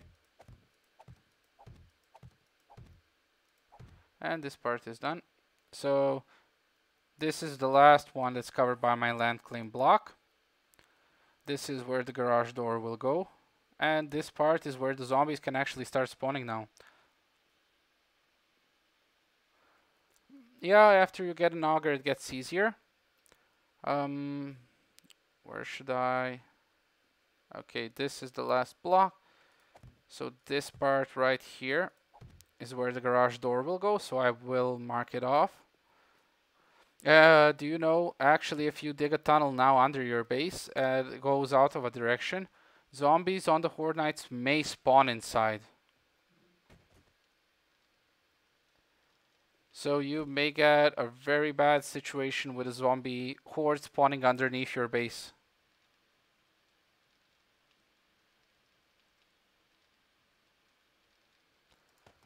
I have to go into the desert, since in the desert I will be getting most of my needed resources, honestly.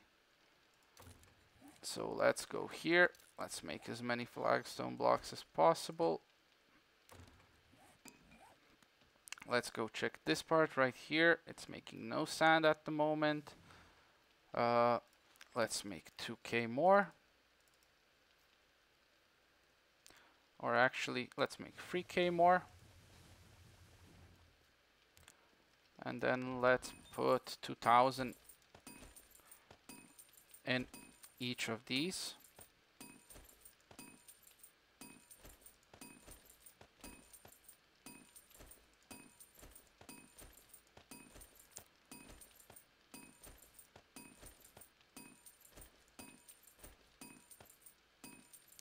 Okay, this one can go here. Now let's see.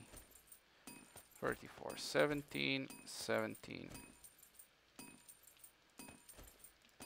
8 and 8. I won't mind, that adds to the fun. I have a whole mining base with its own defenses underground. I will be setting my defenses up real soon as well. Defenses are super important in this game. So let's finish these up. However, yeah, but zombie spawning underground is a big no-no on the Horde Night. Do you know how much experience you lose if the zombies are underground and you're not actually standing and killing them?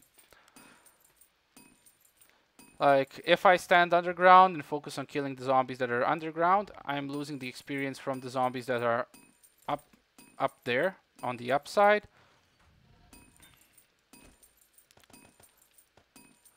And if I am standing on the upside, I am losing the experience that I could get from the zombies on the bottom side, which is truly, truly annoying.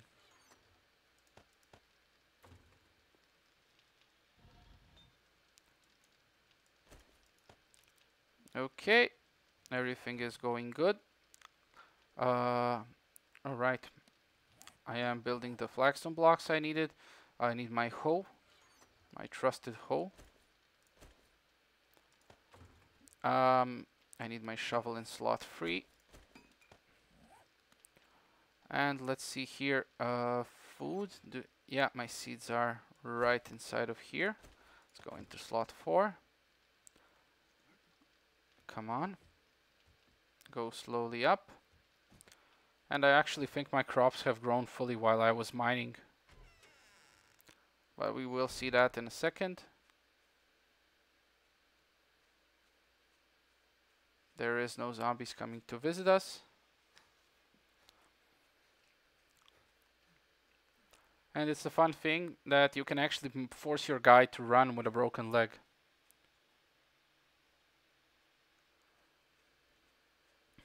Yep, farming zombies is one of the most important parts of this game. So let's segment off this small farmland. And I will show you what one of my ideas is for the farm zone.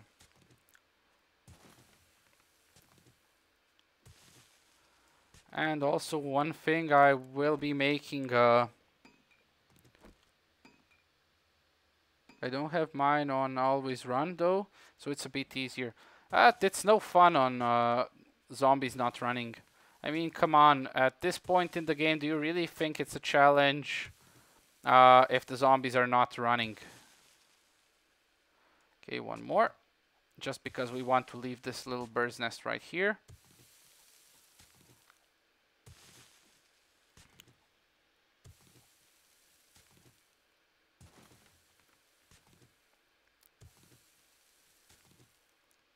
I do think you will want to turn it up to always run.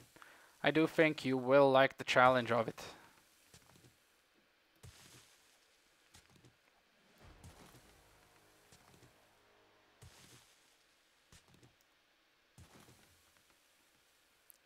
You go on night runs for that. Yeah, but okay. Who am I to tell you how to play your game? But honestly, I've gone past the point. Nights are too short, days are too long.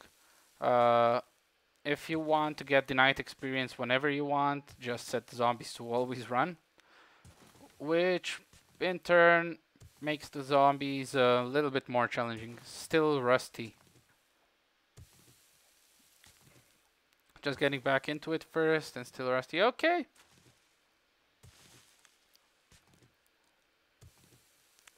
That's also fine. I do think you will turn them up more as time goes on.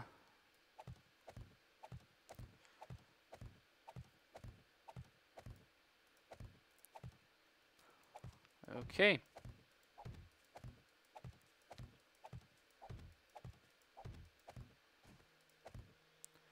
Okay, give me 2 seconds. My wife is calling me at the moment, so let's go to the be right back screen.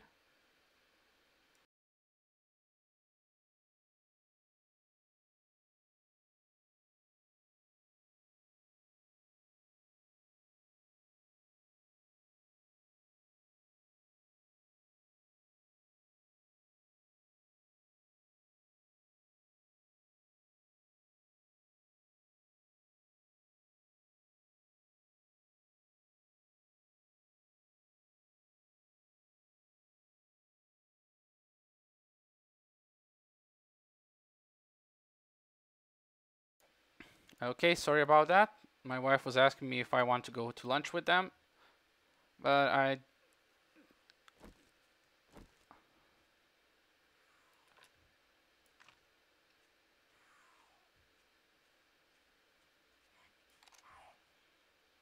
okay, I found a little bugger.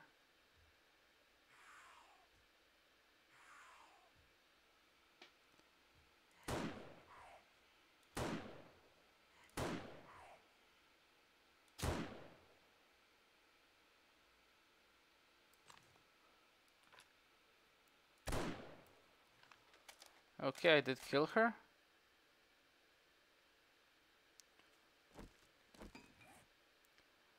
Now the question is, will there be zombies spawning in? And I have to turn on my cell. Shoot. I don't have mine always running. Go. Still rusty, yeah, more than likely. Okay. Sorry about that, Craig. I did have to talk to my wife. I am actually obliged by law to talk to her when she wants to talk. Or obligated, not obliged. Sorry. I'm obligated by law to talk to my wife when she wants to talk to me. Okay. Now this looks a lot better. So let's build it up here.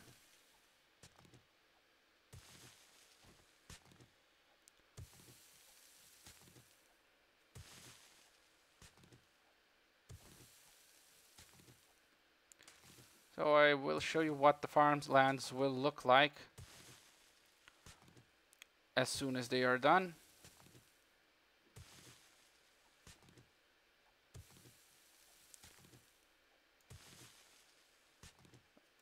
Okay, I actually hit the right block.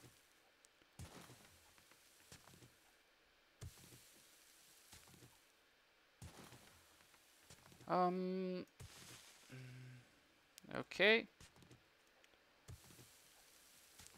I do think I will still have enough. Yeah, I will have enough room on this side for the double walls. And let's start digging from here.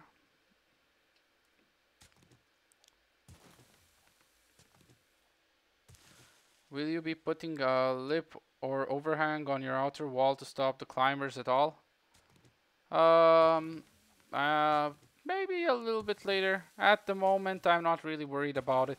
My game stage is not even... Oh, it has 100 now. I want to say it's not even over 100. These walls are not the end product. These walls will be made into double section walls, and I will be putting spikes on the side of the wall. So the spikes will do damage as well as protect me like an overhang.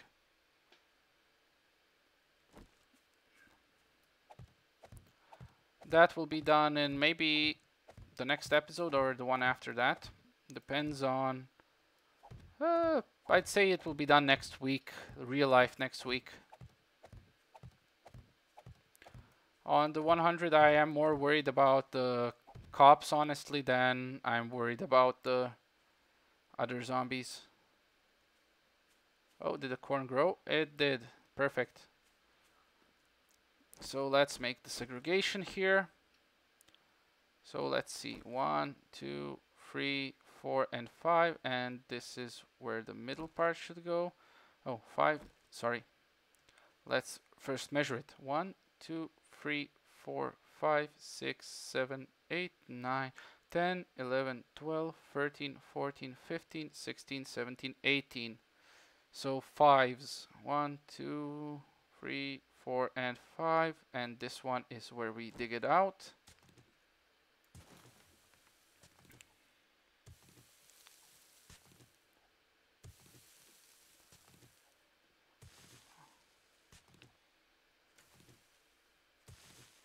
Okay.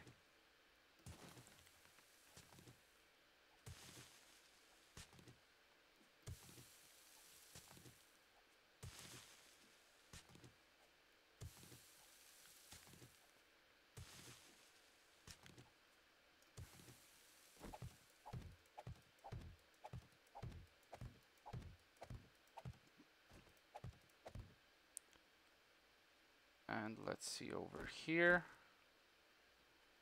in the middle point. So we have 1, 2, 3, 4, 5, 6, 7, 8, 9, 10, 11, and 12. 1, 2, 3, 4, and 5, and this one right here. It's not 100% perfect, but it's good enough.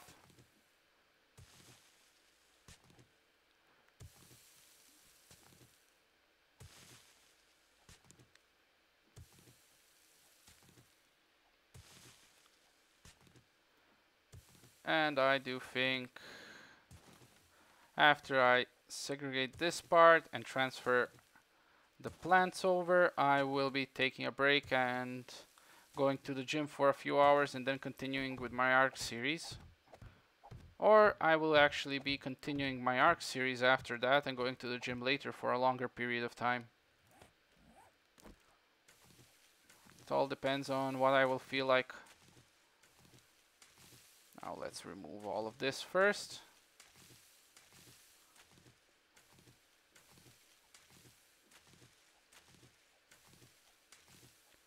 Plus, my room here that I'm in now feels like a sauna due to the two laptops being used to their maximum. And I don't like that. No, no. Repair.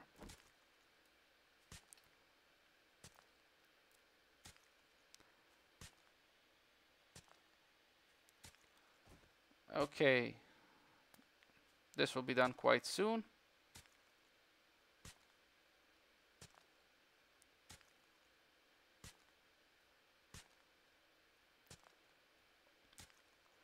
So on the other side of the base, I will be making a same type of farm. So I will have 6 segregation fields, or 7. I do think 7 will be the number that I'm looking for, since a bigger part will be used for corn, since I will be using corn for grain alcohol, for food, for biofuel, etc. And the other ones like this will be used for just growing basic crops. The first ones will probably be used for just separating the mushrooms, separating the potatoes, and preparing everything I will need to make veggie stews and later on meat stews. And after that is done, I will be focusing on the next segment of the game. I do like one thing, you can actually make this game into steps, and you can go step by step to get everything that you need from the game. Like, let's say I want to build the base first, I want to build the fences first, after that I want to go on a gathering run for loot, after that I want to go on a gathering run for resources, etc. And you can do all of those step by step. You're not forced to do everything by the book. You can go different ways depending on what you would like to do. And that's one of the perks of this game. Plus you can try out any number of builds. And either one of them can or may not function depending on how well you think it out.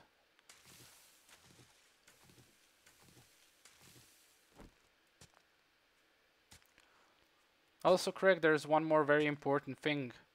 If you don't want to fight the zombie hordes at all for the Horde Night, or if you think your defense for your base is not strong enough, just get on your bike and ride around in circles all night until the night stops. I have seen people who level up their cardio and just run the first horde away. Which isn't fun, honestly, but some people do it. Although I am really confident in my building, and I like that too, always something that needs doing if you are a little bit bored, to get a little bit bored with something. Yep, and honestly farming is a really, really big plus in this game. I didn't expect I'd like it this much. But I do, and it's become one of the most important parts of this game for me.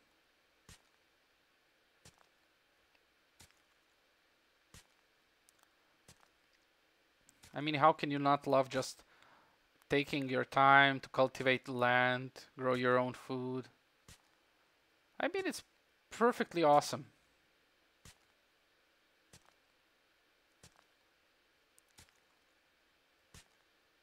I even have some friends that I love fighting them on Horde Night in base and out. Yeah, I love fighting them in the Horde Night, mostly from the base. But I like to go out sometimes and just smack them in the head. Although I'm worried about stamina consumption at the moment, so usually if I don't have my gun ready, I will not run out of the base like a lunatic.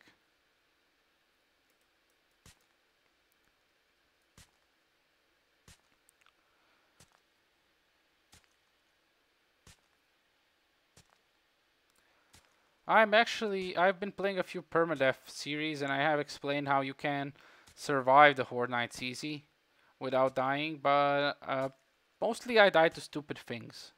I die to falling off ladders, or I die to forgetting when to eat, and die of starvation literally. I almost died in this series to actually not finding a water source, which would be a real pain because that would be the first time I died of dehydration in this game.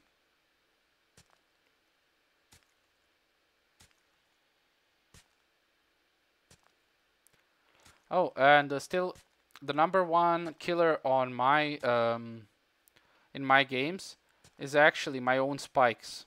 I died mostly to my own spikes. How I died to my own spikes? I basically jump on them from the wall without even knowing, and then I can say GG. Okay, almost there, and this part is done. Lovely. A segmented farm area. What's not to love? Now let's go here. Let's punch all of it out. We want the seeds and the produce.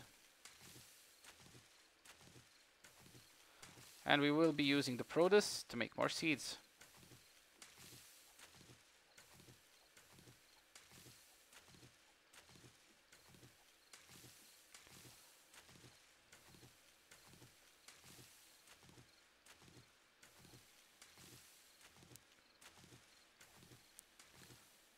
Or from the cops taking my letters out so I can't get back in.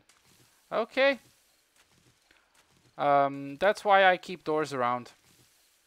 No matter how you look at it and make ladders, cops will always be a problem, and you will need a door. Or you will need an underground passage, which is covered by a drawbridge, which is also very nice. Or a hidden tunnel entrance somewhere decently far away from your base, I'd say. Stop damaging your own ground.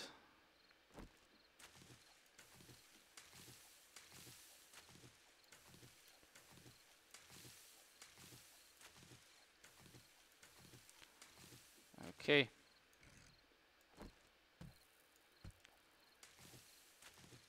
Like I said, stop it. Stop it in the name of all that's holy.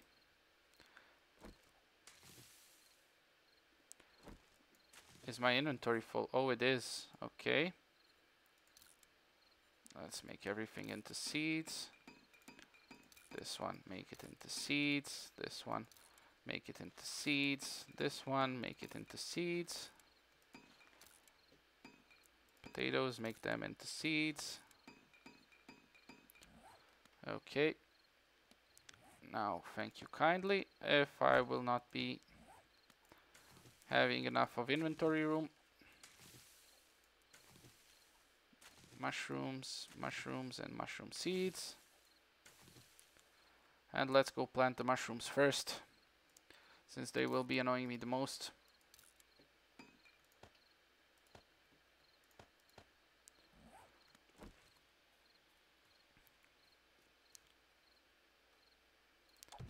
I hate the mushroom placement. Sometimes they go up on the wall, on the side, like they're on walls, and I don't really like it.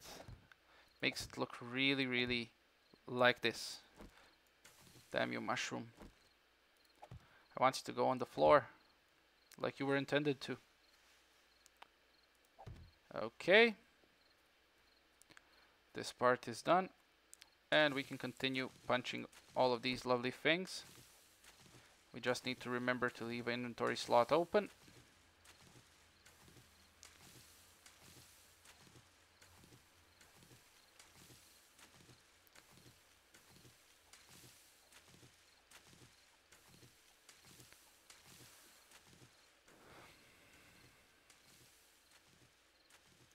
This is going to take a little bit of time, since I have a lot of plants to do. But I want to finish up this segment of the game, so I can continue with my next part of the plan.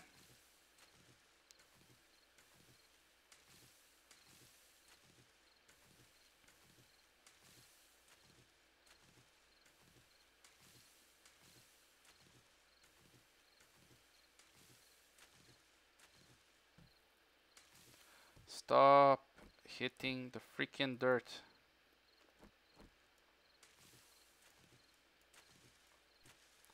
I really hate when he hits the dirt. Yeah. Like I said, I really hate when he hits the dirt.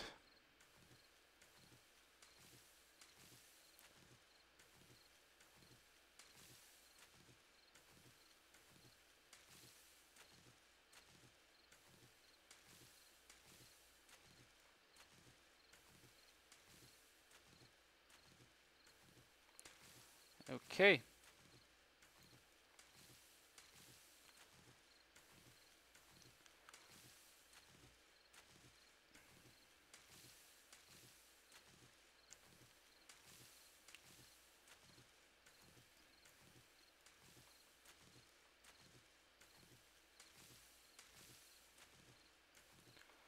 Okay, and now the fun part will start, replanting everything.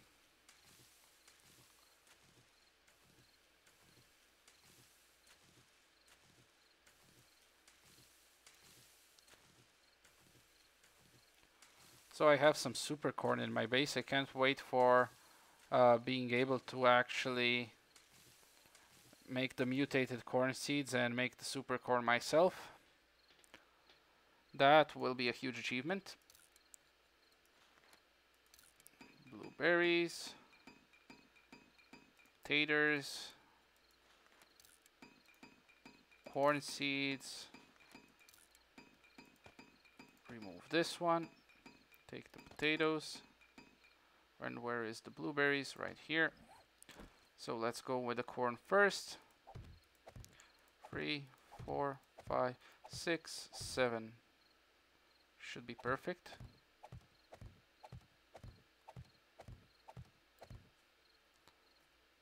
Yeah, let's put this one here.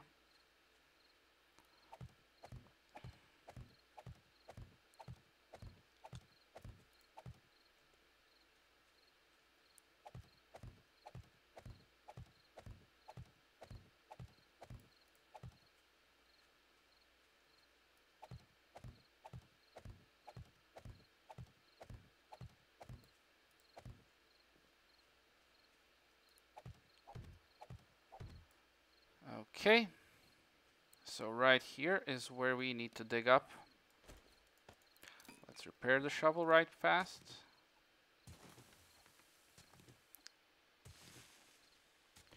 I see you do not need to replant after the harvest now, or is that from a perk?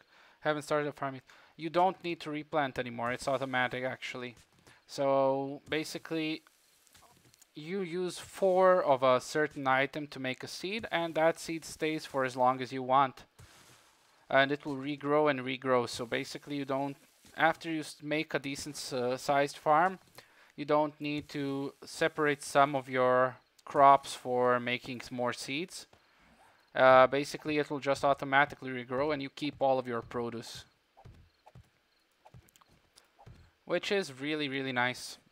I used to spend so much time just grinding away to make the seeds that I need, and at this time I can actually make everything I need from basically the first try out. So all of these potatoes that I plant will automatically be producing more and more every time. That is one of the good things that they implemented in the farming system.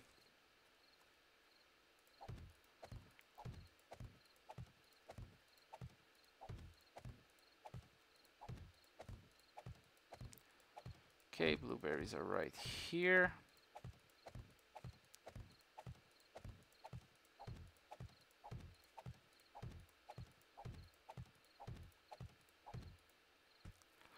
Don't hit the soil or I literally will hit you. Okay, coffee can go into this part.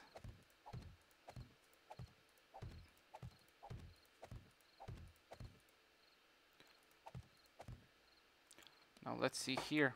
We still have goldenrod. Oh, I need to make more coffee seeds. Okay, I did not make more. I do beg your pardon. Now let's see, alloy. Do we need more aloe vera?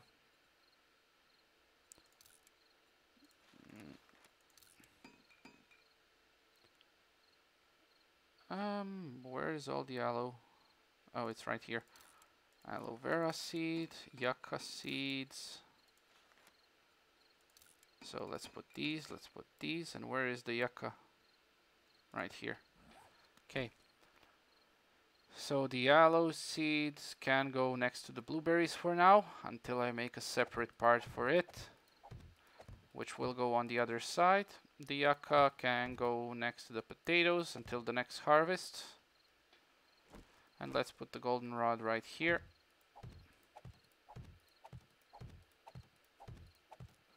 Okay. Yeah, that's really good, Craig. That's one of my favorite things, like I said, that they implemented in this patch. Okay, this part is done. And now let's go to the back of the base. We can re-equip our trusted shotgun and pistol.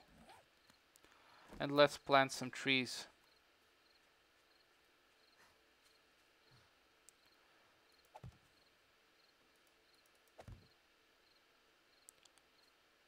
Okay.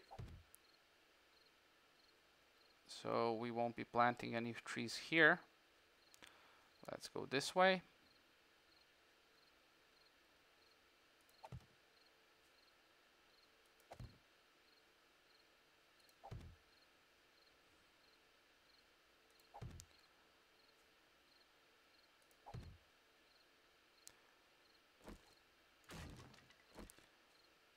Okay.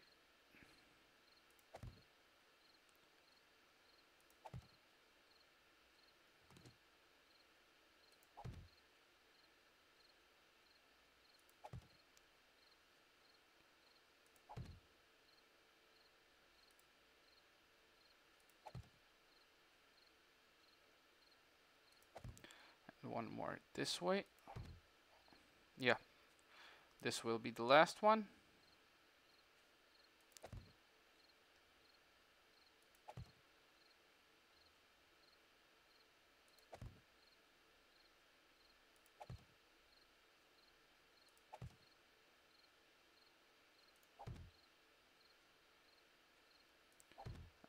Okay.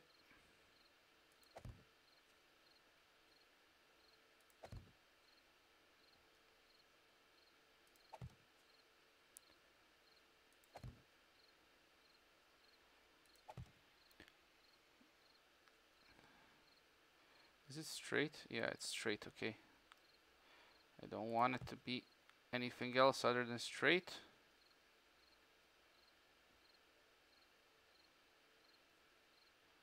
And let's go right here. Okay, we have the last one here.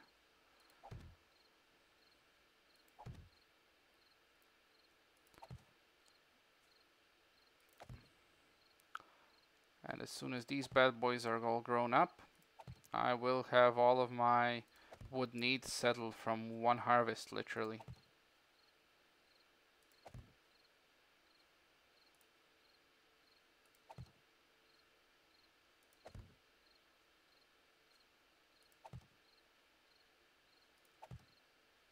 Okay.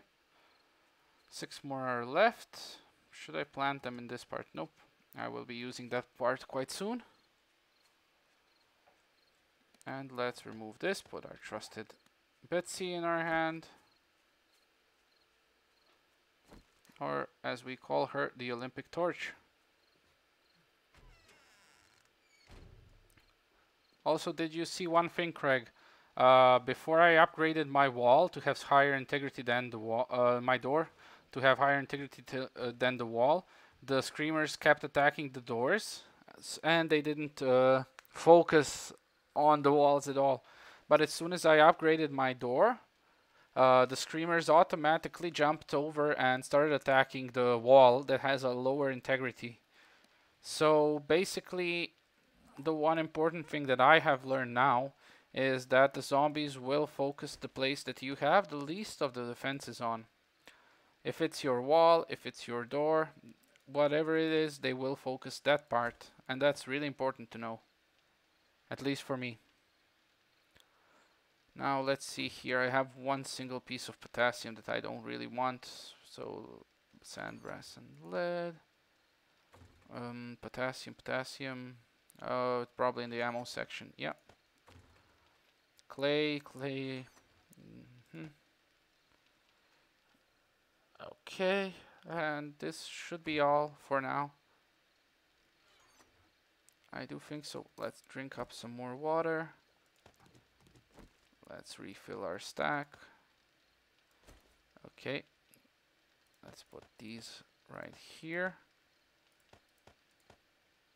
And I may actually cook up some more water soon. But not that soon.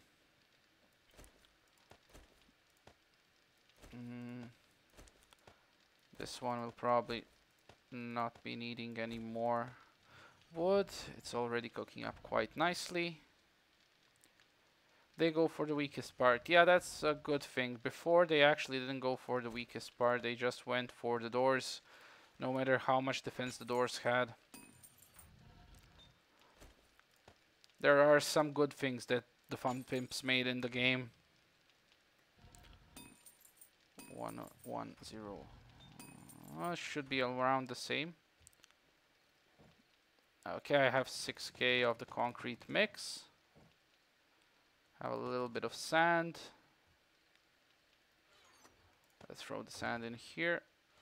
Let's go to this part and let's throw the finished product inside of here.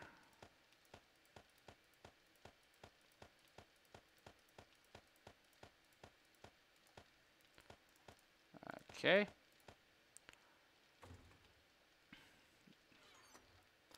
Building blocks, and this goes here, and I will call it an episode now. So thanks for watching, and I will see you a bit later. I'll be going to the gym for an hour or two, and then I will be continuing the Ark series. Or after I drink some coffee and take a small rest, I may actually make one episode of the Ark series and then go to the gym afterwards. I will see how it goes. Thanks for stopping by, buddy, and thanks for the lovely chat. I'll see you soon.